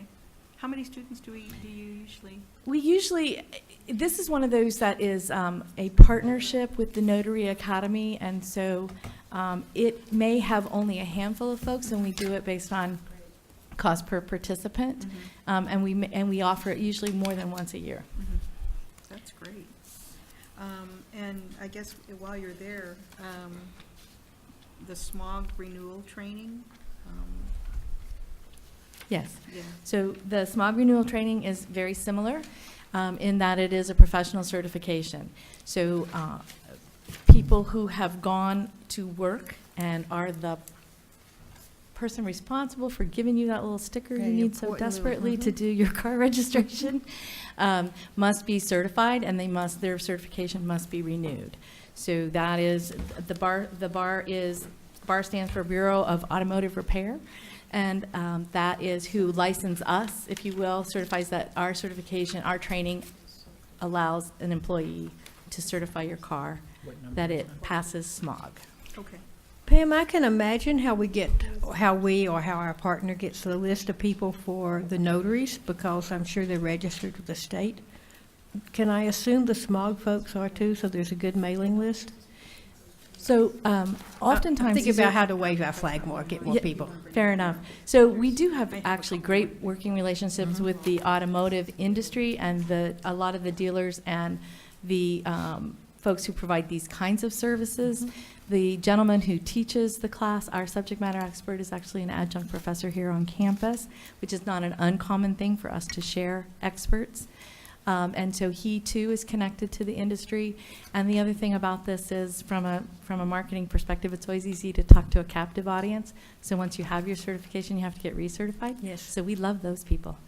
That's great. And moving on to the next item, 12, renewable energy education solutions. I read that item, but I wasn't quite clear, the training for what, and the contractor is hired, but to do what? So they teach people how to be a solar panel installer. And so they teach all the principles necessary and the related electrical theory and design and installation needed to be able to install solar panels. They are, through the program, they receive training that allows them to be prepared for and take the NABCEP, which stands for North American Board of Certified Energy Practitioners. I'm glad John left because he's not judging, right? And it allows them to take the exam to be an associate. So they're, again, certified professionally that they have the capability to install a solar panel. And one of the things that the class allows them to do is work with the company called Grid Alternatives and actually install solar panels, kind of like an internship, to do it. This is something that we've been doing at pace, but starting this fall is going to transition to the Applied Science and Business School. Thank you so much. The next item is with regard to Sunline, item 20, Sunline Transit Agency. I wanted to find out what is the amount based on, and what is the funding source for the amount? Okay, I'm going to, this is the most exciting item on the agenda. On the whole agenda, yes it is. And I'm going to let somebody else that's been working on this to take the thunder. So Dr. Neary. And it is exciting. I just wasn't clear Yeah. about how the amount was, how No. did we come to that amount? Also. And then, yeah. Dr. Neary, do you want to share the enthusiasm on where the money's coming from and everything? Okay. Yes, I would be happy to Okay. share the enthusiasm. So Sunline Transit received a 3-year grant to provide and work with partners in the Coachella Valley, including the Unified School Districts, any local colleges, and local communities, to provide free bus service. That's wonderful. And it's an amazing opportunity. It's only a 3-year grant, but part of it is for them to be able to subsidize the first year, Yeah. so we could gather the data and the bus-taking behavior of the different groups. In our case, it's the students. And the reason this one is huge is because students, even though they're not in class, they're going to work, they're going to and from homes or obligations in the valley, and in between primary terms or semesters, they're still having to carry on their lives or whatever family obligations. This will provide, using their student ID, free bus service in the entire academic year, even in the breaks, even to and from work. Now, part of this year is we committed to extending this pilot over a 3-year period so that we can work with our student body to see if we can secure a transportation fee, so that free transportation services will be a benefit and will no longer be a barrier to your education. So we're doing everything we can to get you your educational opportunity. And we will be working with the student body for a transportation fee as well. And then lastly is the idea that they are looking to research what we really need. And part of the study is if they find a need and they find time situations that where students, it's taking them 2 or 3 hours, or there's not quite a direct route, part of that annual conversation is looking at that, because now they know the demand from students. From your mouth to God's ear. And so year one is being funded by Sunline. Year 1. And year 2 and 3, we've identified internal resources, including the Alumni Association funds and auxiliary funds, I believe. John Vermont may have to help me here. I can't remember if that's the only 2 places, maybe one other place. Defer back to Dr. Mary. Okay. So we have identified, so as many of you may or may not know, the Alumni Association currently supplies bus passes. So they have actually allocated funds from alumni to support this initiative. There is auxiliaries, and also there are some restricted categoricals that are meant to meet transportation insecurity and needs. And right now, we're having those conversations to carve out those dollars to meet the match. If I may give a little history on the alumni's involvement in buying bus passes. This conversation's been going on for a very long time. I came into it before I ran for this office as a friend of the East Valley Friends and Alumni. At that time, whenever we would speak with Sunline would say, students won't ride the bus. Okay, and they were not interested, and they rebuffed us many times. They'd come and speak with the president, and they'd tell the president the same thing. Oh, no, students won't ride the bus. And there were those of us that kept saying, yes, they will. They really will ride the bus. And, of course, they put it back on the students and said, prove it. So the Alumni Association said, okay, what proves it? And they said, well, you got to have bus passes. So the alumni said, okay, we'll buy some bus passes. We'll get, if the board is interested, they'll allocate some money for it. Would you give us a break so that if we buy a block of passes that not cost as much? Well, no, they couldn't do that because that wasn't in their way that they were allowed to spend money. It wasn't that they were being mean. It wasn't allowed by their structure. So the Alumni Association said, well, we'll do it anyway. And they bought the passes, and they made, and probably still do, make the students show identification when they get the pass. Not to really see who the student is, but to see that they're a student. So they could prove to Sunline that they were students. And this has gone on for years and years and years and years and years and years and years. So I'm thrilled. I'm absolutely thrilled that it's working, that it's been brought to a point that the students can now defend why they need to chip in a little, why it's to everyone's advantage for them to chip in a little, and that the government is helping to set up that situation so it'll work. So I couldn't be happier. I have to look back at folks that aren't even here anymore to say thank you. You know, that have retired, that have gone to another chapter in their life, or passed to their great reward. We've all worked hard on that, and I have to thank you for bringing it to the point that, yes, there's going to be a bus pass for students. It'll make a difference in their life. I want to really give kudos to Becky, that she's been wholeheartedly working on that. We developed a task force here at the college. Especially in my community in Desert Hot Springs, we work passionately. And I remember with CVAG, with you also, Aurora, this is something that now goes into fruition. I have a question though. So the students will no longer, this is just a very basic question, they wait in line. No more. No more. I mean, this is so good because I've had students, they're like, I've waited and I couldn't get a bus pass. So now what's going to happen? They're going to just have their student ID. Is that how it works? Just really basic. So there was a work group from Student Life, IT, Fiscal, and different parts of Student Services. So for the first time, College of the Desert is issuing a universal student ID to all 15,000 students. We have quadruple our printing machines, and they're now located at Indio, temporary Palm Springs campus, and 2 of them are in Student Life here at Palm Desert. We started that process under Carlos Maldonado's leadership about a month ago. And between Indio, Palm Springs, Edge and Pledge, and Student Life, I don't have the exact numbers, but I know we've issued thousands. And then we're going to prepare to issue a notice to students that their actual student ID, actually the strip on it, once we work with Sunline to upload a very simple file that we've already tested, will work automatically on the bus system. Oh, wow.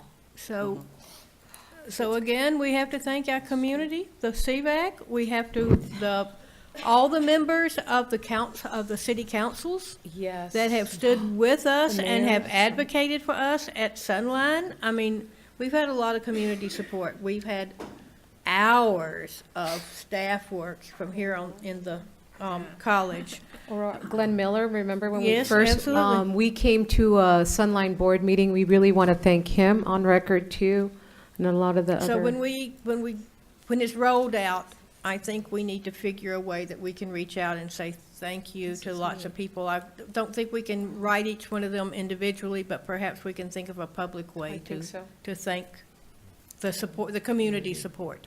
Madam Chair, I'm still not quite clear, though. How did we come up with the 178 each year? And then what is the funding source?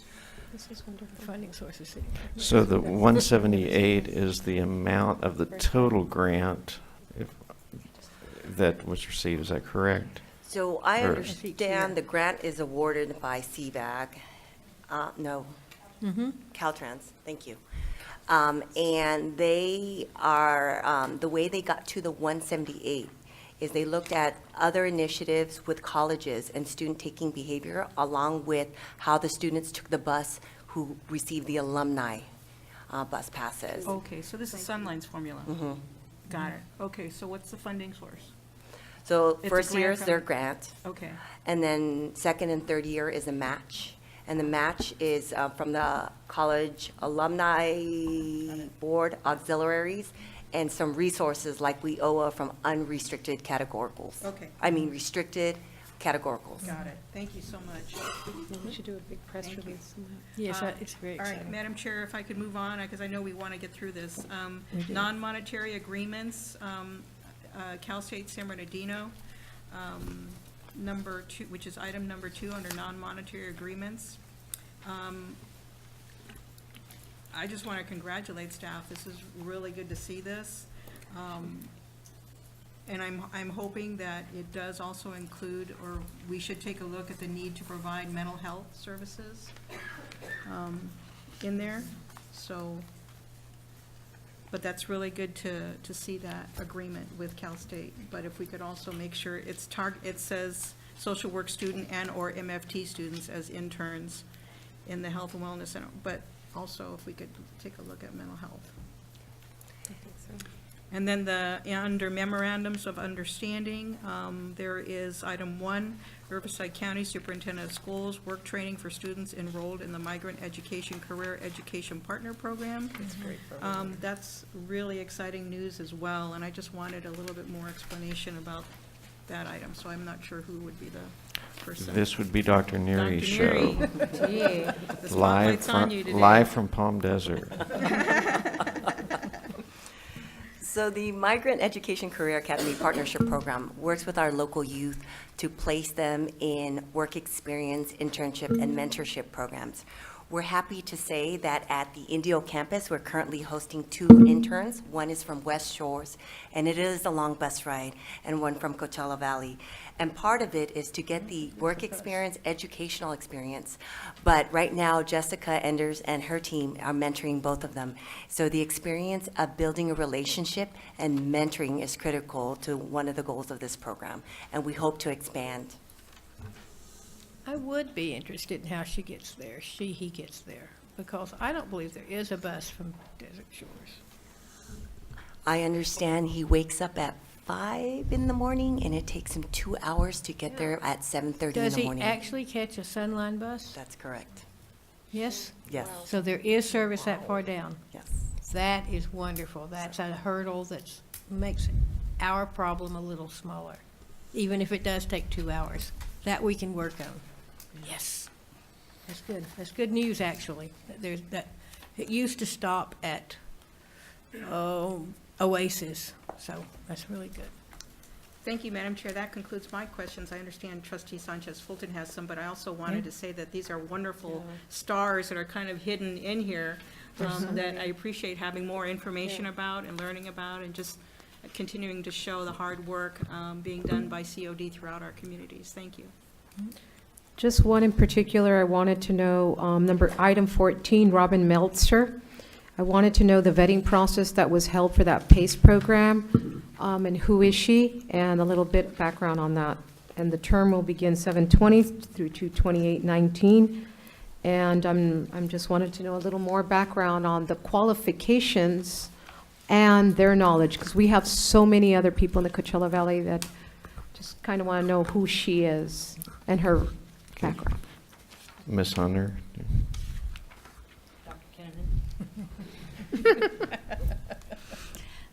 Yes, so Robin Meltzer has been involved working with the cannabis industry for several years already. She was recommended to us by a variety of different ways, including High Road Consulting, including one of our full-time faculty here at the college from the business department. So she has been working, she's not the only person working on the project. This is the one contract, though, that you see today. So she's the only one that's going to be receiving this contract, is that correct? She's the... This contract, she's not the only one that will be working on the delivery of training to the industry. She has an HR background. She's SHRM certified, and so she's working on developing the HR and compliance component of the curriculum with the HR and legal counsel from High Road. Growing industry. Any other questions? Yes, under non-monetary agreements, Borrego Community Health Foundation, could we get some clarification on who they are and what they're going to be offering our students? I'm looking for it, sorry. Non-monetary agreement number 4. Yeah, Fred DeHara used to be big honcho there. I don't know if he still is. Oh, is this the, okay, the Borrego? Borrego Community Health Okay, Foundation. Dr. Neary, is that yours? Probably. It's the Borrego Community Health Foundation. Medical services for COD students at the Palm Desert campus. So on this one, I'd like to defer to Carlos Maldonado. Carlos. Thank you. Madam Chair and Board, this agreement is with the Borrego Community Health Foundation, and they're going to provide services, medical services Great. to our students on our campus. And so we have reached an agreement where they will use our facilities and provide services for our students under the same fee that they pay currently, which is the $19 per term. So this is a great opportunity for our students to receive service. They will also counsel our students on accessing insurance and other ways to reach or to get services in the community if we can't provide them on our campus. Will that also include mental health, Carlos? Yeah, we currently have mental health in our center, and this particular agreement will not. But we do have two. We have a licensed marriage and family therapist and a licensed social worker. Okay. Borrego Community Health Foundation is very familiar with the East Valley, so I believe they're a good fit. They know our students know them. Any other comments, questions? Okay, so we need a vote on this last pulled item, and then we can go to closed session. Student trustee? Aye. All in favor, say aye. Aye. Aye. Opposed? I hear that as a unanimous vote.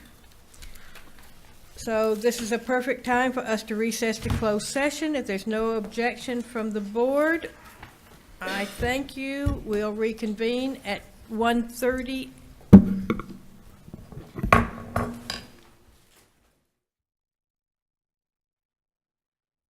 We're back in session. See if our trustees can get back to their board docs program and to the place we should be. There's no reportable action from the closed session. If there are no objections from the board, to have a presenter speak towards informational item number 1, the auxiliary services audit report. And after that, then we're going to go and hear our student trustees report. So there are no objections. We've asked someone from outside, and we try to be somewhat timely when we invite them in. So we welcome Rachel Green. Thank you, Rachel.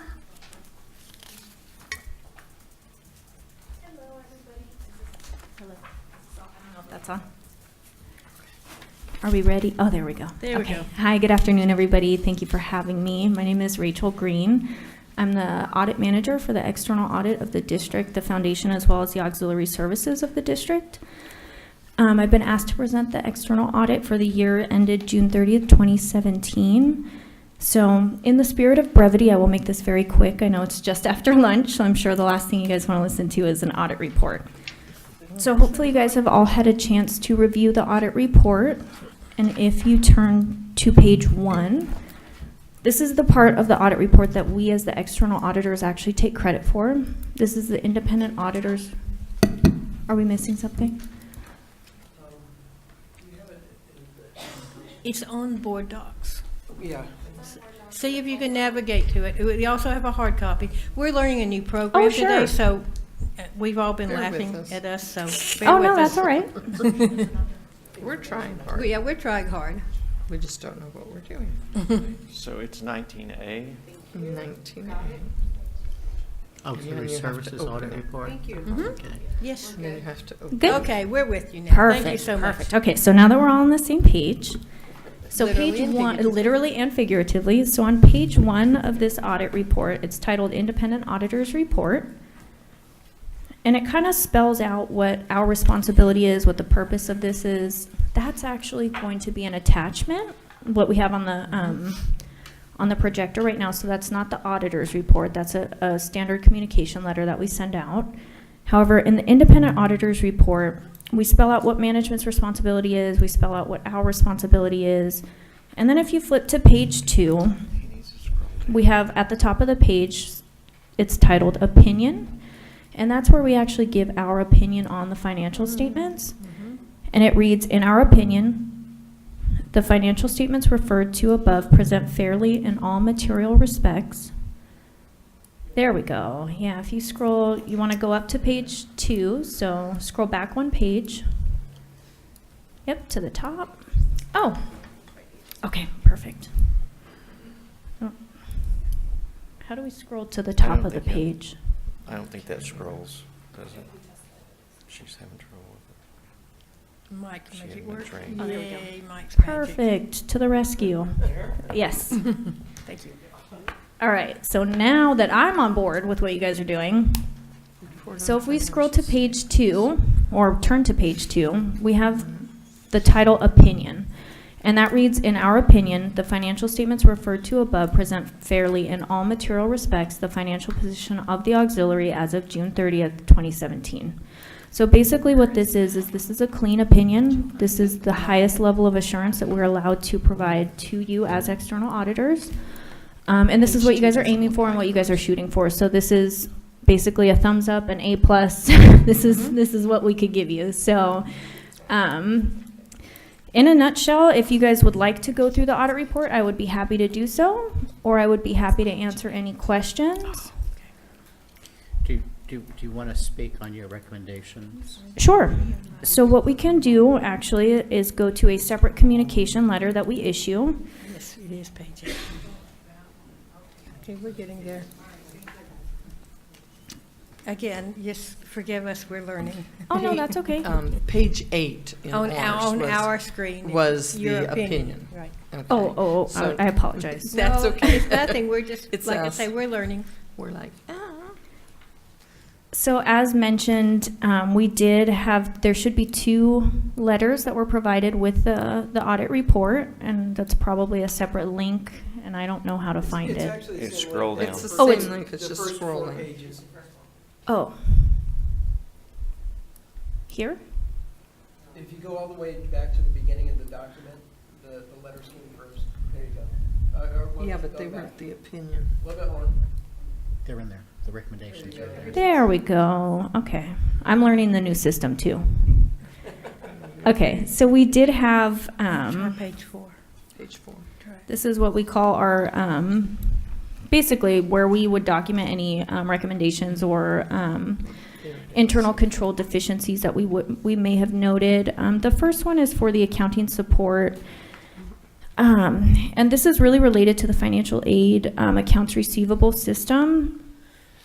And basically, what we find is that we would hope that the district has a way of extracting and utilizing the system to the best way possible. But what we found is that the report is kind of managed manually, and that's not necessarily best practice. If you do have a system that you could implement to use basically DataTel or Galaxy to your advantage, that's kind of how we would hope to see the information provided and tracked to us. So that's really what the first comment that we made was related to. If anybody has any questions about that, I would be happy to answer those. Okay. So moving on to the next one, board personnel.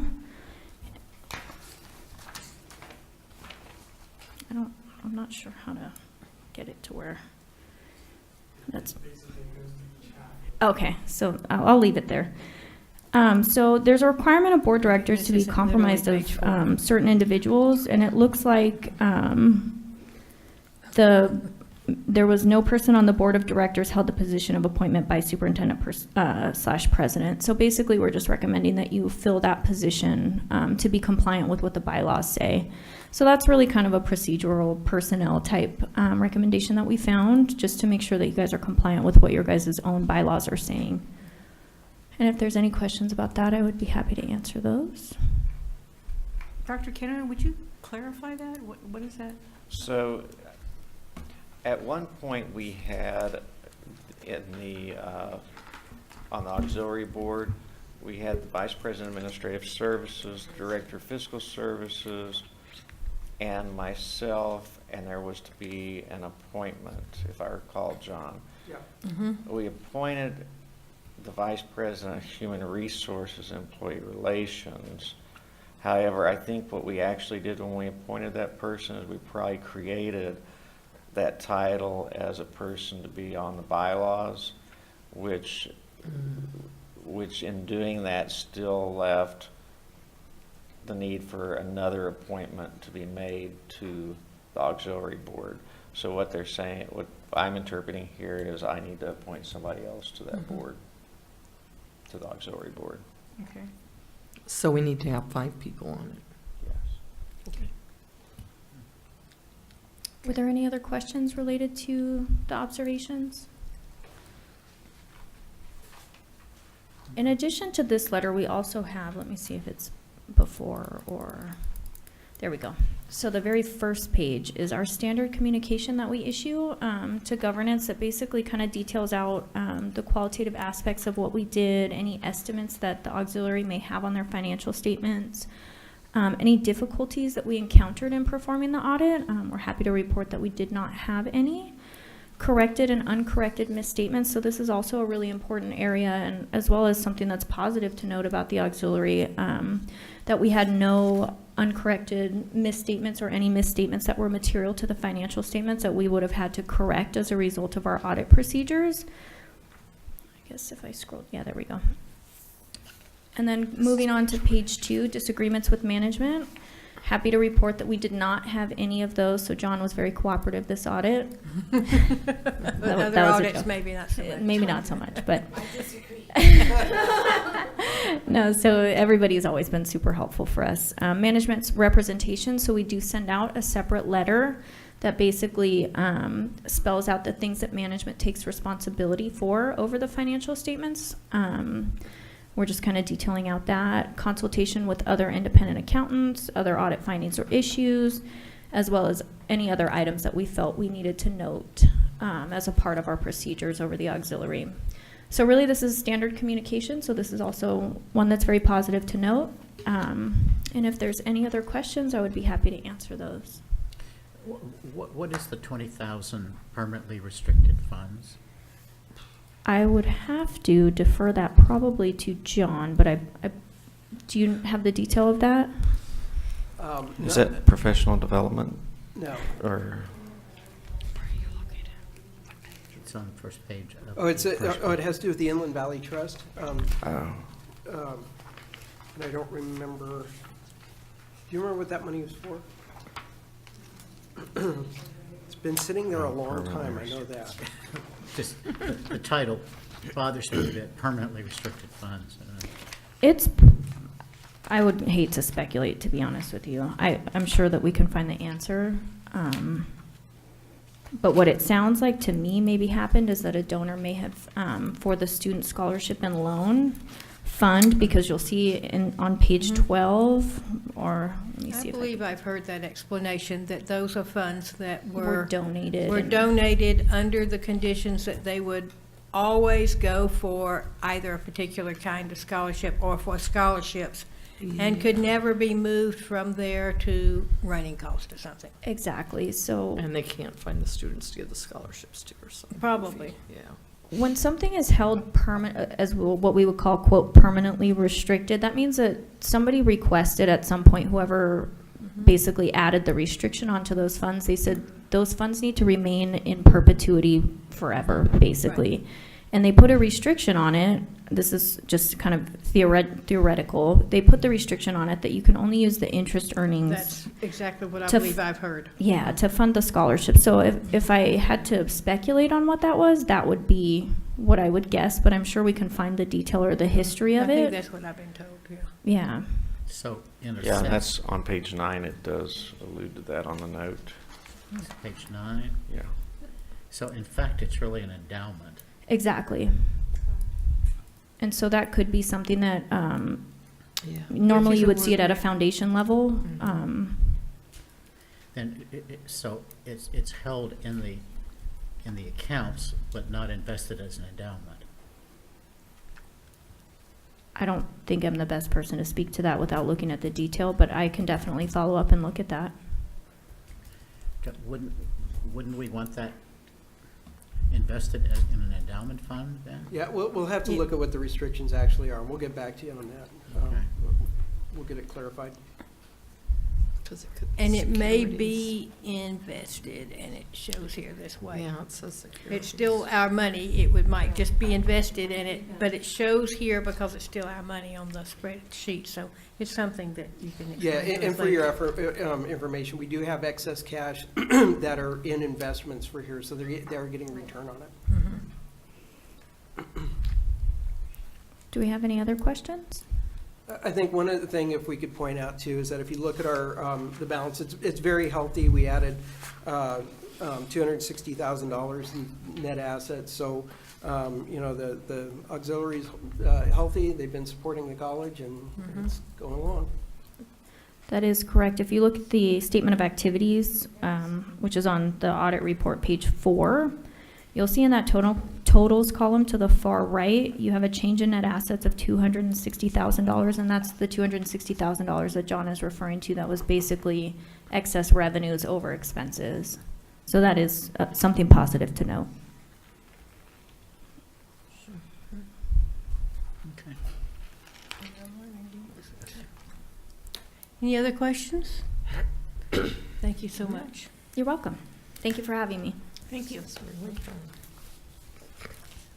So, I'm going to go back on the agenda to our student trustee report, and then we're going to move further down on the agenda to the action items. Thank you. So for my report, I would just like to make 2 comments. First, I'm going to be attending the student trustee workshop at the beginning of next month. And that's hosted by the Community College League, so I'm looking forward to going up to San Francisco and doing that. I would also like to thank the administration for including ASCOD in the conversation about the I'm sorry about that. I would like to thank you guys, thank the administration for including ASCOD in the conversation about the bus passes and that fee that will be added on down the line. And then that concludes my report. Thank you. Thank you. We hope you've had a successful summer in your classes, and we, with you, rejoice that you're finished for a while and you have a few weeks before school starts again. Thank you. Back to our action agenda, we have dealt with the items that were pulled from the consent agenda. So we can move to item B, Board of Trustees. First item is Board Policy Review, second reading, BP 3570, smoking on campus. Do I have a motion that we approve Board Policy 3570, smoking on campus? So moved. Second. I have a motion and a second. Is there any discussion? I would like to thank the public for their comments and their input on this. And I would like to thank the board for supporting the student government in putting this together. And thanks to all of the administration that helped us along the way as well. And it's truly wonderful to have something that comes from the students that went through all the steps and comes to us. So it's really nice. Any other discussion on the smoking on campus, which is one of those titles that kind of misstates the situation at all? Okay, student trustee? Aye. All in favor? Aye. Aye. Opposed? I hear that as a unanimous vote. Next item is Board Policy 4025, Philosophy and Criteria for Associate Degree in General Education. So move. I have a motion. I have a motion and a second. Oh, I just did that one wrong. Sorry. Is there any discussion? Hearing no discussion, I call for the, take a vote. Student trustee? Aye. All in favor? Aye. Aye. Opposed? I hear that as a unanimous vote. Okay. Is we down to president? I think we're to the president. Okay, unless I skipped something. Dr. Kinnaman, I get to find, while you speak to us, I get to find where I am on this computer again. Okay, so we have. Oh. I'll make It's the an action motion. item. I have a motion. Do I have a second? So moved. Okay, I have a motion and a second, and thank you, Carlos, because I'm busy finding my place here. Dr. Kinnaman, now, do you have any discussion on this item? Yes, this is, again, for our oversight committee, and it's an action that reappoints Vern Coslin to the organization, Miss Eileen Packer, Miss Margie Eklund, Miss Vicki Shepard, and Andrew Harker, Dr. Harker, who's the member at large in the West Valley, and representatives. All this is to recommend all these individuals as representatives on the Citizens Oversight Board. And these are reappointments to the board. And we never say thank you enough to people that volunteer their time like this, so I issue my thank you to them for their time. What other discussion? Yeah, I just wanted to know, anyone from the eastern part of the valley? I see some names here, and I'm just, I see some new faces, which is great, but do we have anyone from the different cities? I would like to know where they're coming from. So the Citizens Oversight Committee, it's established what categories that people are to fill. So you'll see that you have like Taxpayers Association or somebody from the business community, et cetera. And so it's just specifically spelled out what individuals are required for a Prop 39 oversight committee. And so it's not based on jurisdiction. The only one that is the member at large. And John, is there anything else? I believe there's a member at large, East Valley. Yeah, This is there not, is. I don't see, this is not all of the members. We've reappointed some, or else they're not up yet.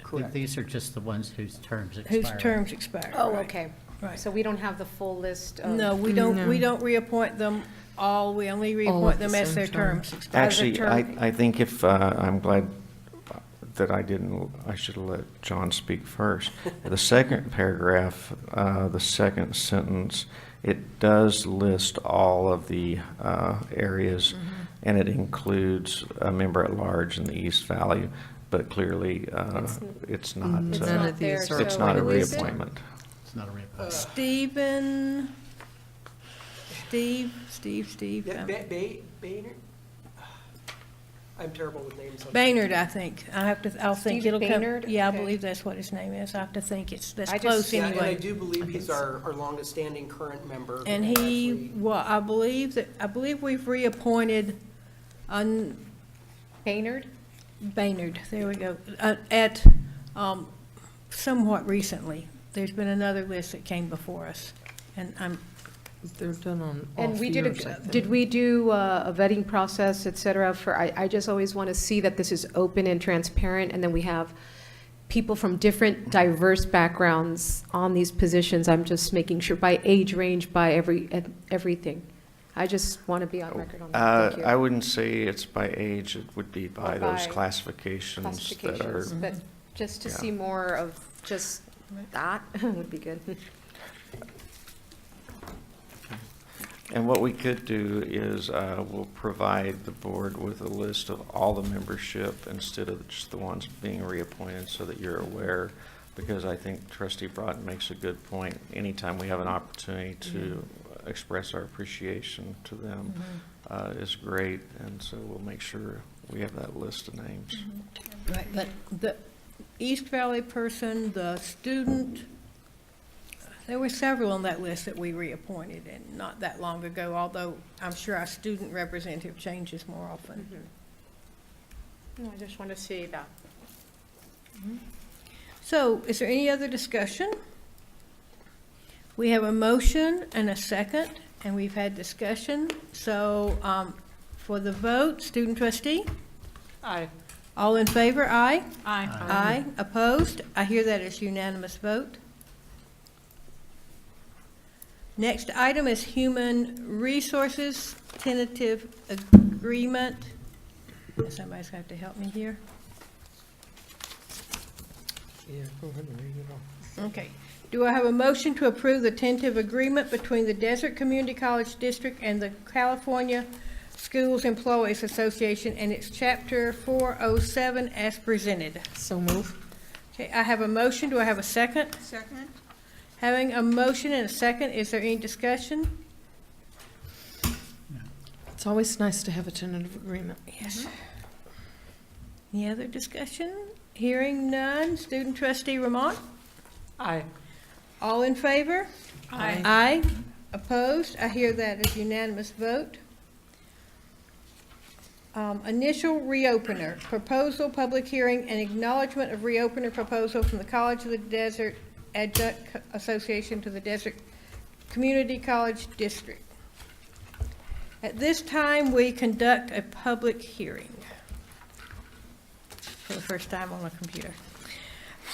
The next board agenda item is conducting a public hearing under the Educational Employment Relations Act regarding negotiation proposals. Today's public hearing is regarding the initial proposal from the College of the Desert Adjunct Association to the Desert Community College District. Following the public hearing, the board will take action to approve the association's proposal. In accordance with the Government Code Section 3547, all initial bargaining proposals are to be presented at a public meeting of a public school employer, and that is the purpose of today's hearing. Since today's hearing pertains to public hearings held prior to the opening of negotiations, it is not appropriate for, nor will members of the Board of Trustees comment on any of the initial negotiation proposals. For the public hearing, each speaker is allowed a maximum of 3 minutes per topic. 15 minutes shall be the maximum time allotment for public speakers on any one subject, regardless of the number of speakers at any one board meeting. At the discretion of a majority of the board, these time limits may be extended. The public hearing, the Board of Trustees opens a public hearing for the proposal from the College of the Desert Adjunct Association to the Desert Community College to meet with the district and negotiate the following proposals. Article 7, Article 11, and Article 20 are compensation, evaluation, and health benefits. Any other article affecting or affected by job description for party discussion? Would speakers who wish to address this item please come forward and state their remarks?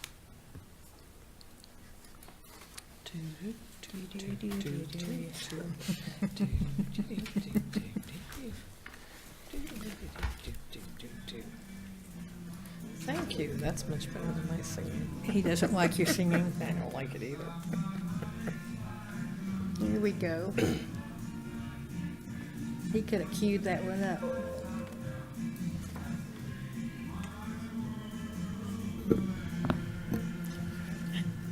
Thank you. We there? Thank you very much. I now close the public hearing. Now we move to take action on the association's proposal. It's recommended by the association that the Board of Trustees vote to approve the association's proposal as presented. Is there a motion to that effect? So move. Is there a second? Second? Thank you. Any discussion? Hearing no discussion, we'll go to the vote. And is this a, Regular vote. is a regular vote? It's a regular vote. Student trustee. Okay, student trustee? Aye. All in favor? Aye. Opposed? The motion carries unanimously. The Board of Trustees hereby approves unanimously the initial bargaining proposal from the College of the Desert Adjunct Association to the Desert Community College District. For some reason, I thought that was different, but obviously not. Resolution. Okay.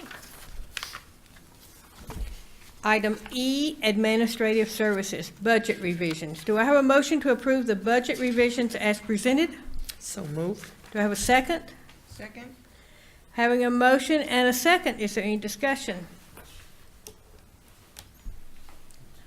Vice President Vermont, do you have? Yeah, there's, thank you, Madam Chair. Yeah, this is, this goes along with the contract that we saw earlier for the upgrade on our firewall to upgrade to our new internet connection. And that gets it in the budget so we can get that taken care of. Could you tell us more about it? Recently, we were upgraded from a 1 gigabyte connection to the college to a 10 gigabyte. But in order to accept that, we have to have the equipment on our end that can handle that stuff. And it's very expensive, and part of it's a firewall so that we can make sure that we have a safe connection and it's secure and all of that. And CNIC, which is the organization, I don't know what it stands for, but they're the organization that provides our internet service. They were able to secure state dollars to be able to provide a grant in order for us to be able to upgrade our firewall, and no cost to the district then. That's great. So this is equipment that will be installed here at the main campus because all of our other campuses feed into it, or how Yes. does it work? Yes, our connection comes in directly to this campus, and then we have what are called virtual private network tunnels out to the to our other sites Okay. that are secure, but they all feed off of that same connection. Interesting. Any other questions? I wanted to ask those earlier, but he wouldn't let me. Okay, there being no more discussion or questions, thank you so much for that presentation. Student trustee Ramon? Aye. All in favor? Aye. Opposed? I hear that is unanimous vote. Okay, now we get to do the resolution. Resolution 071918-3, Budget Revisions, Adjustments and Transfers. Do I have a motion to approve Resolution 071918-3 as presented? So move. Second. Okay, I have a motion and a second, and I need a motion and a second. Discussion. Yeah, I'm looking for discussion, but I was hoping I could actually see it on here first, but maybe not. Okay, You have to go to that there we go. thing there. Yes, okay. Any discussion? So this is just the resolution, so is there going to be, when is the report going to be given? to us? I'm looking at the resolution here. Yeah, Trustee Wilson, this is an annual thing that we bring to the board every year, and it gives us a blanket resolution that allows us, when we get new monies in, to go ahead and put it into the budget, and so that way they can have access to their funds immediately. And then we report back to you, which the previous item was that report for this, or for the July month. Okay. So And so. we bring it back to you every month that there is a change. Oh, I see. Okay, got it. Any other questions? This is a resolution, and we get to handle it a little differently because we're on the computer, so who's going to walk us through it? Oh, here we go. Okay. Here we go. There it is. Okay, wait, yes. Going too fast. Woo, I see it. Okay, yes, I know. Did you vote? You didn't vote. Okay. Oh, okay, but we, student trustee, I get to get your vote orally, I believe. Oh, actually, it's President Tinneman, does it matter? Yeah. you Student asked. trustee Vermont. There we go. There we go. We're learning, sorry. Okay. Okay, and the rest of us have the opportunity to vote on our computer. How do we do? Does it show anything? I press yay. Yeah, if you go back to the actual. Oh, okay, so how do we get to see how Because that's just everyone the voted? document itself. Do I So there- refresh? Oh, okay. There it is. Okay.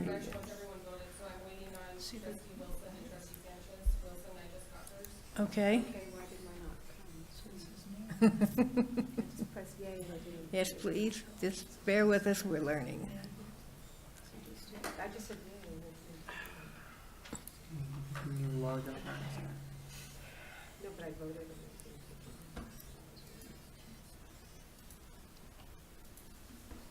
Like, you want to revote? I voted again. Yeah, we vote It again. didn't Oh, register. you know what happens, you guys? Vote If you often. do it prior, it will not take it.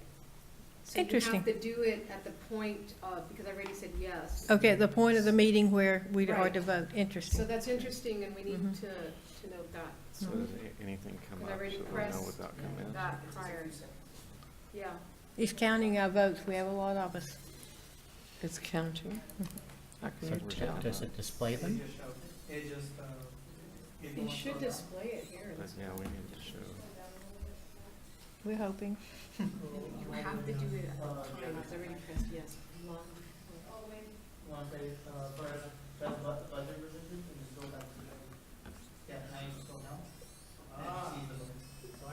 What happened? Okay, so where, Okay, there it is. yeah, you should put yes. Oh, it shows all of our names voted Very yes. nice. Aren't we proud? Oh, isn't that pretty? Thank you so much, guys. We're so That was proud of nice. ourselves for being able Thank to you. click the buttons. Yes, we did it just right. Time. Okay, so the motion, as you can see, the motion carries unanimously. Certification of signatures. Do I have a motion to approve the certification of signatures as presented? So move. Do I have a second? second. I have a motion and a second. Is there any discussion about approving the certification of signatures as presented? Has everyone signed? Yes. Student trustee, do you have a vote? Student trustee Vermont. Yay. Sorry. That's good. Now, if I can figure out how to get my vote up here, we'll be okay.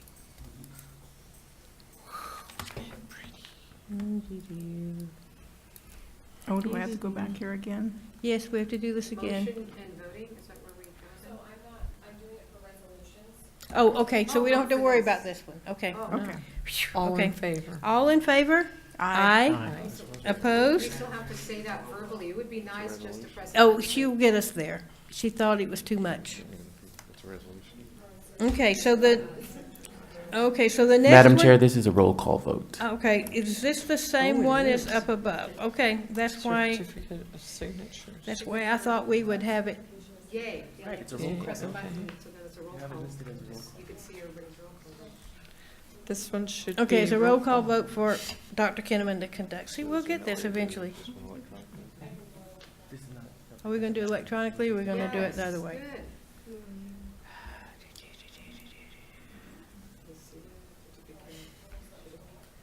Which one is this? Okay, there we go. Oh, okay. Yes. You should put yes.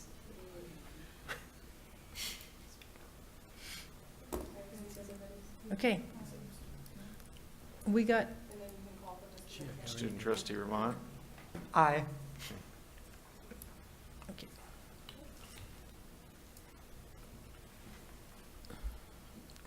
Did we survive that? Okay, we're up to E, am I correct? Or is this different? No, this is D. D. Okay. We go to D now. Okay, is four. so D was different than, okay, gotcha. Do I have a motion to approve Resolution 071918-4 as presented? So moved. I have a motion from the student trustee. Do I have a second? Second. Do I have any discussion? Do we know what we're discussing? No idea. Okay, I'm opening it so we know.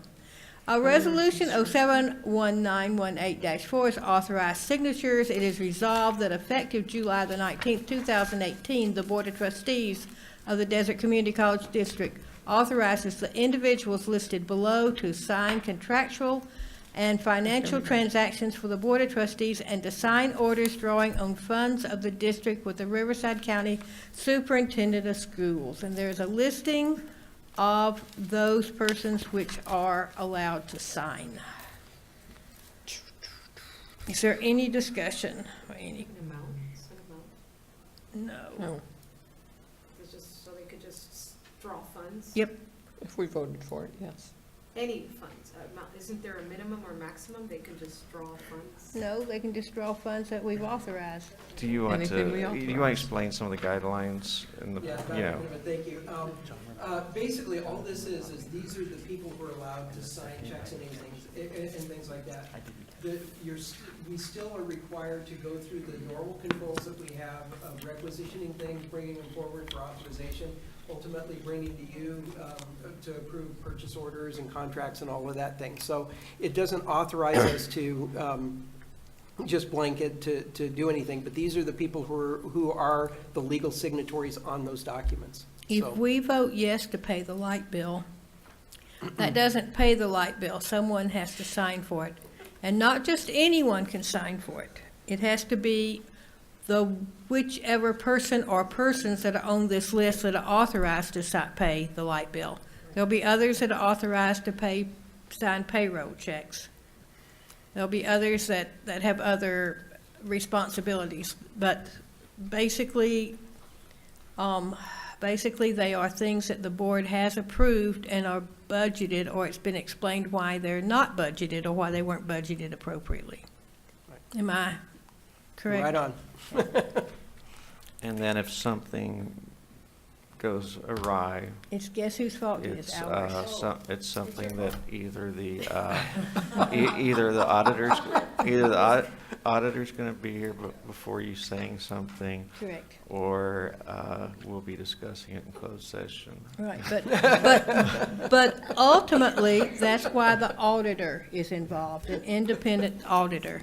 So they can look, and they do a very thorough job, of the auditors that I've actually seen do their work. They do a very thorough job, not just that the checks that were written were for things that were approved, but that the appropriate person signed the checks, because that's part of the balance thing. So it's a carte blanche and we're trusting you? No, it's a carte blanche. They can, it's like I say about children that ride the school bus. They're free, they're on their own, they can go anywhere they want to as long as it's on the school bus. And we do have internal checks and balances, and we also have the county that is always Always with looking us. at what we're processing through the county. Yes. As a matter of fact, that we make dozens of payments a day, and we batch them up, and unless we have a certification sheet that is signed by one of these people, they will not pay it. So that's why they require this. Thank you. Madam Chair? Yes. Before you take the vote, can you tell me who did the second, please? Okay, the motion was by the student trustee, and And I Bonnie was the second. second. Thank I you. believe. I'm sorry. Okay, any other discussions? Is this just a regular vote? No, this is a No, This is a resolution. resolution. So. Student Dr. trustee Ramon, Aye. Trustee Wilson? No, we get to vote on the computer. Isn't that cool? Only the student trustee's name do you call? I'm not sure. See if it worked. Did it work? Takes a while. Mm-hmm.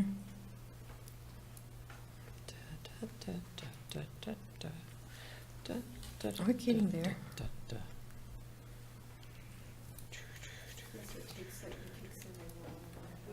We're getting there? Do we all get? Oh, yeah, we're slow. Yes, we all get a sticker. We should. It doesn't Yes, show the we vote. need one. Does it show it up there? Does it show yet? Does it show how we voted? Yes? No, we gotta still sing. Better play music. Has everyone voted, Julia? Mhm. Everyone's voted? just takes time. It's just, it's Over thinking. there? Okay, look at that. The motion There it carries is. with a unanimous vote. Okay, why does it say motion by Aurora Wilson and second by Bonnie Stefan? I got you. Oh, and not all student Oh, I trustees are see. allowed to vote, but, So they don't build it into the system, and Okay. that's why I notate it on the. okay, that's great. That's great. That's what, terrible. we, it says that verbally. I just wondered why Yeah. it didn't work. I know there's some, Because it doesn't. If I don't select the first and a second, it won't allow me to release for you guys to vote, so I had to input something. actually, that's good. That Oh, I see. it won't, because it doesn't let it, because I miss things, and that way it doesn't let you miss things. Okay, Can we- item 5, yes, excuse. Are we able to discuss procedural? At this time? Point of Yeah. information. No. Okay. Point of information. Not point of information? No, it's, No? Well- Okay. Try it. so, Carlos, Yes, sir.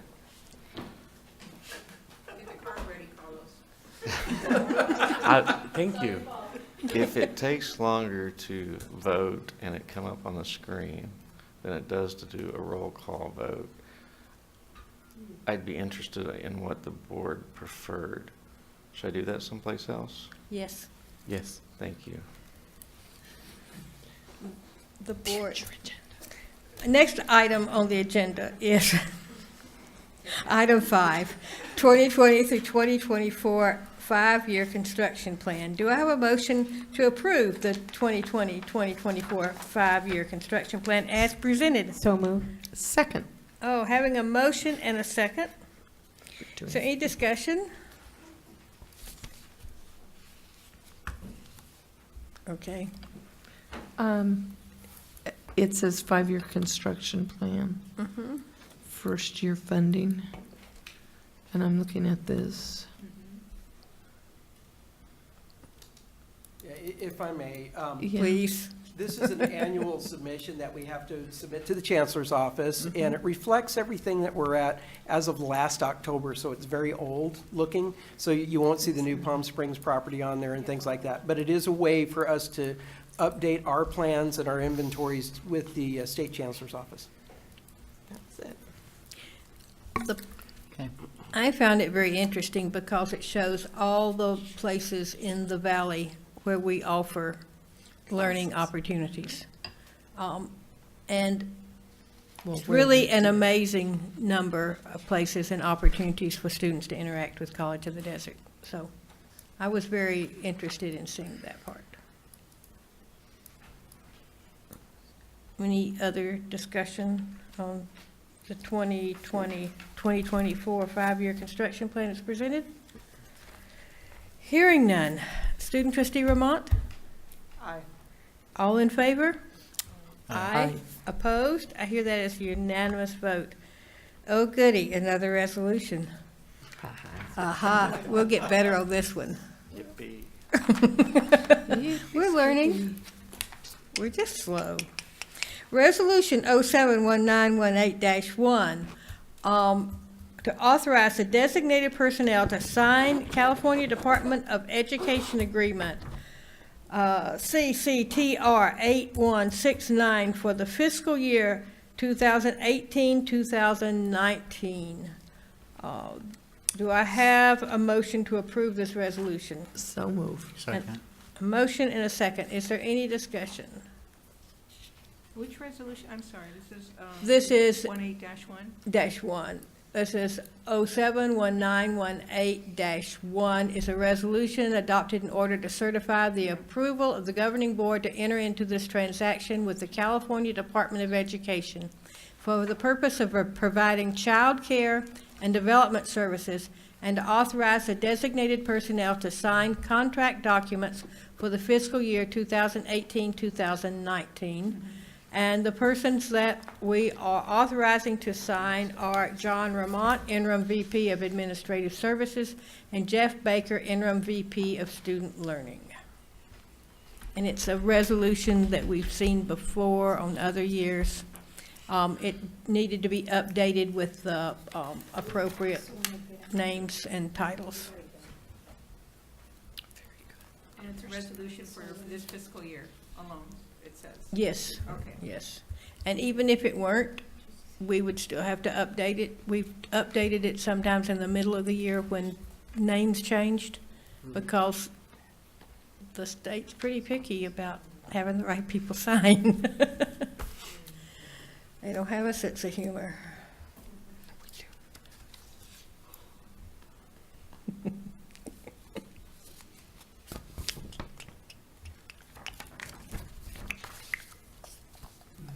We're having a little learning moment here. Okay, now as for student trustee. Okay, but it's a resolution, so Dr. Yeah. Kinnaman has to Oh, ask he for the has to student ask that. trustee vote. Student trustee Ramont. Aye. Okay, now if we're lucky, we're going to be able to find our vote. There we go.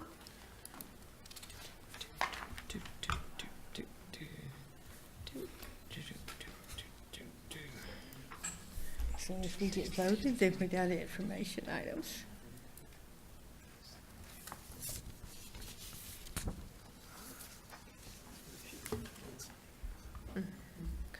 I don't think it likes us.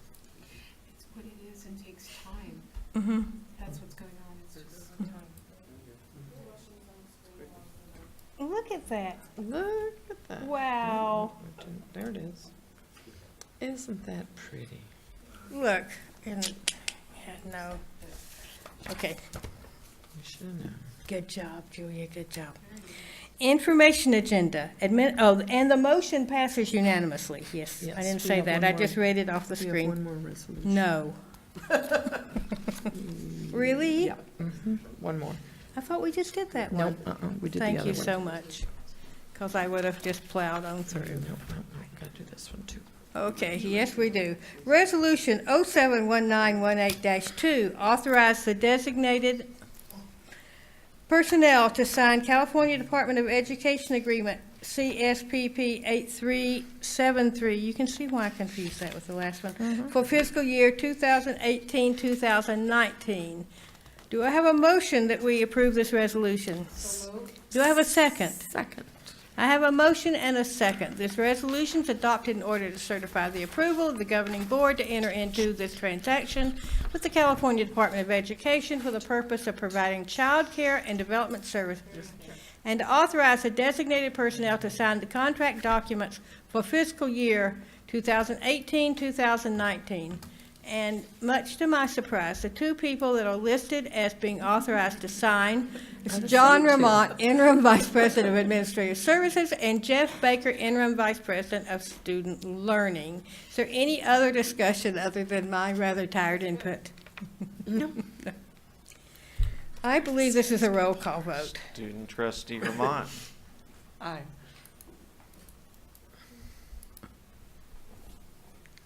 Julia, it's faster when we don't look, when we've done it enough times that we don't actually look for the thing, so it's coming along.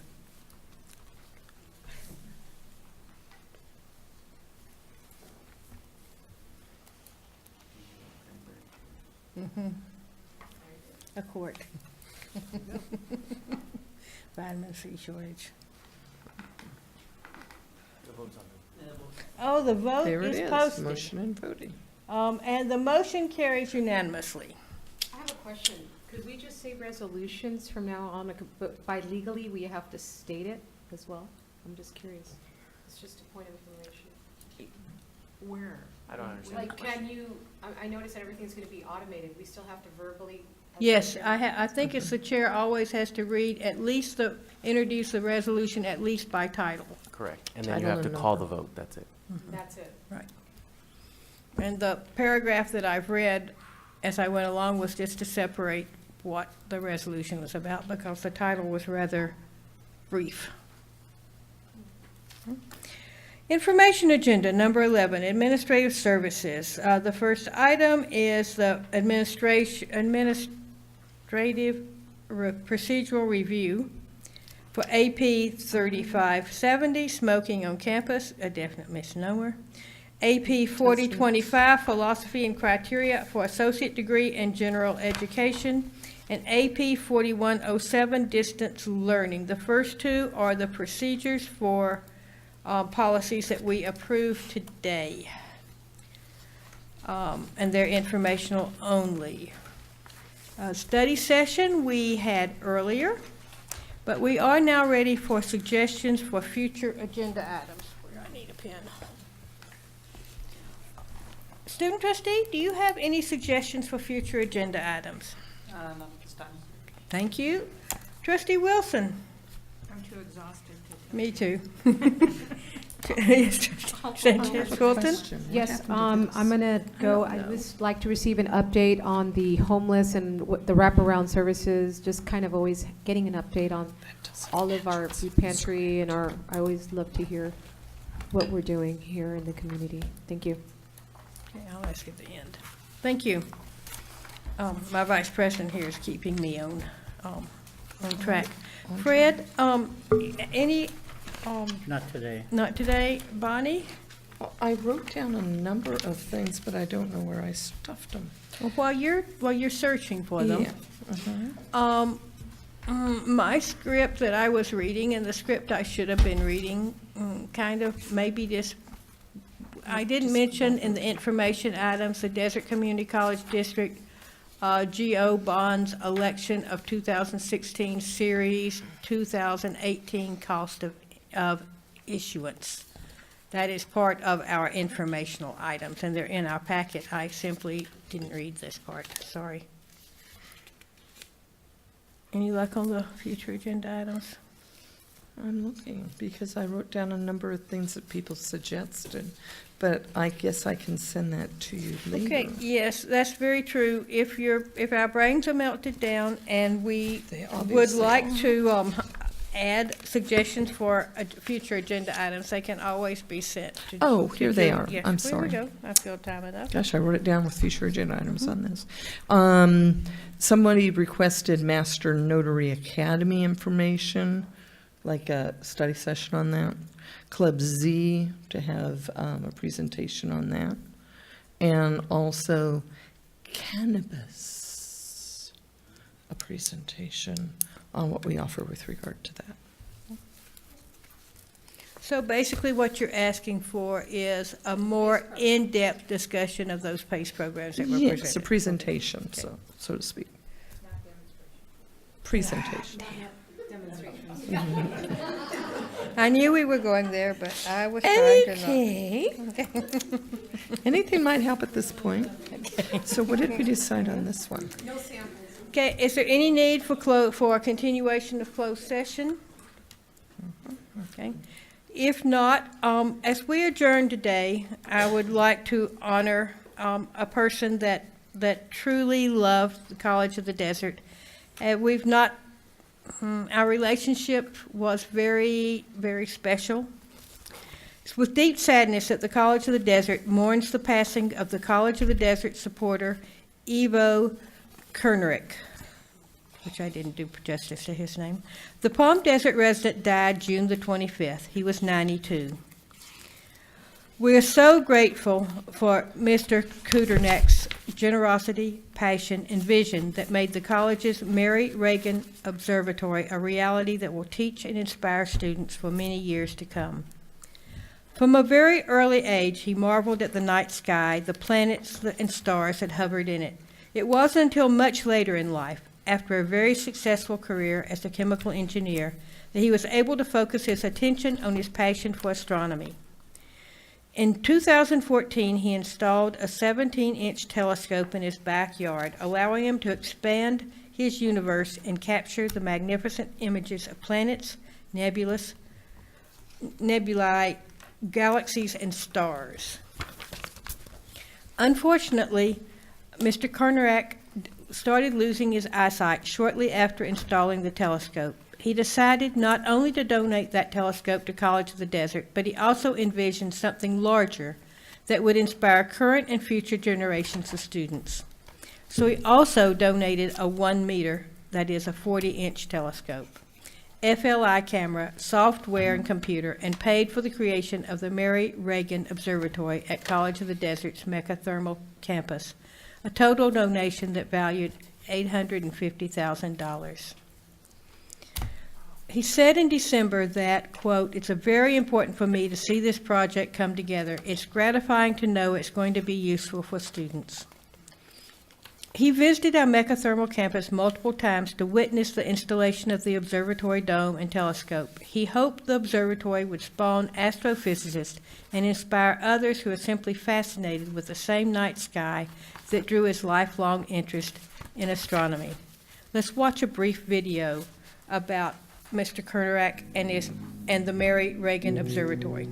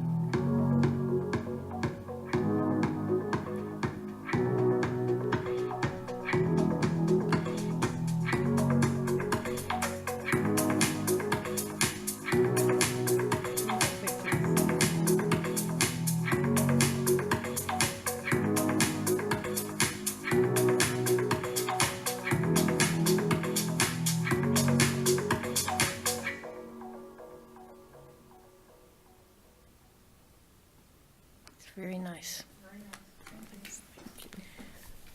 We're very grateful for Mr. Carnarak's generous contributions to the College of the Deserts and its students. He's truly made a difference in a number of people's lives. Not everyone can say, many of us can say that we did our best, but he truly made the world a better place.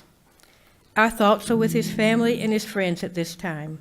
Please join me in a moment of silence in honor of this fine gentleman that gave us this telescope.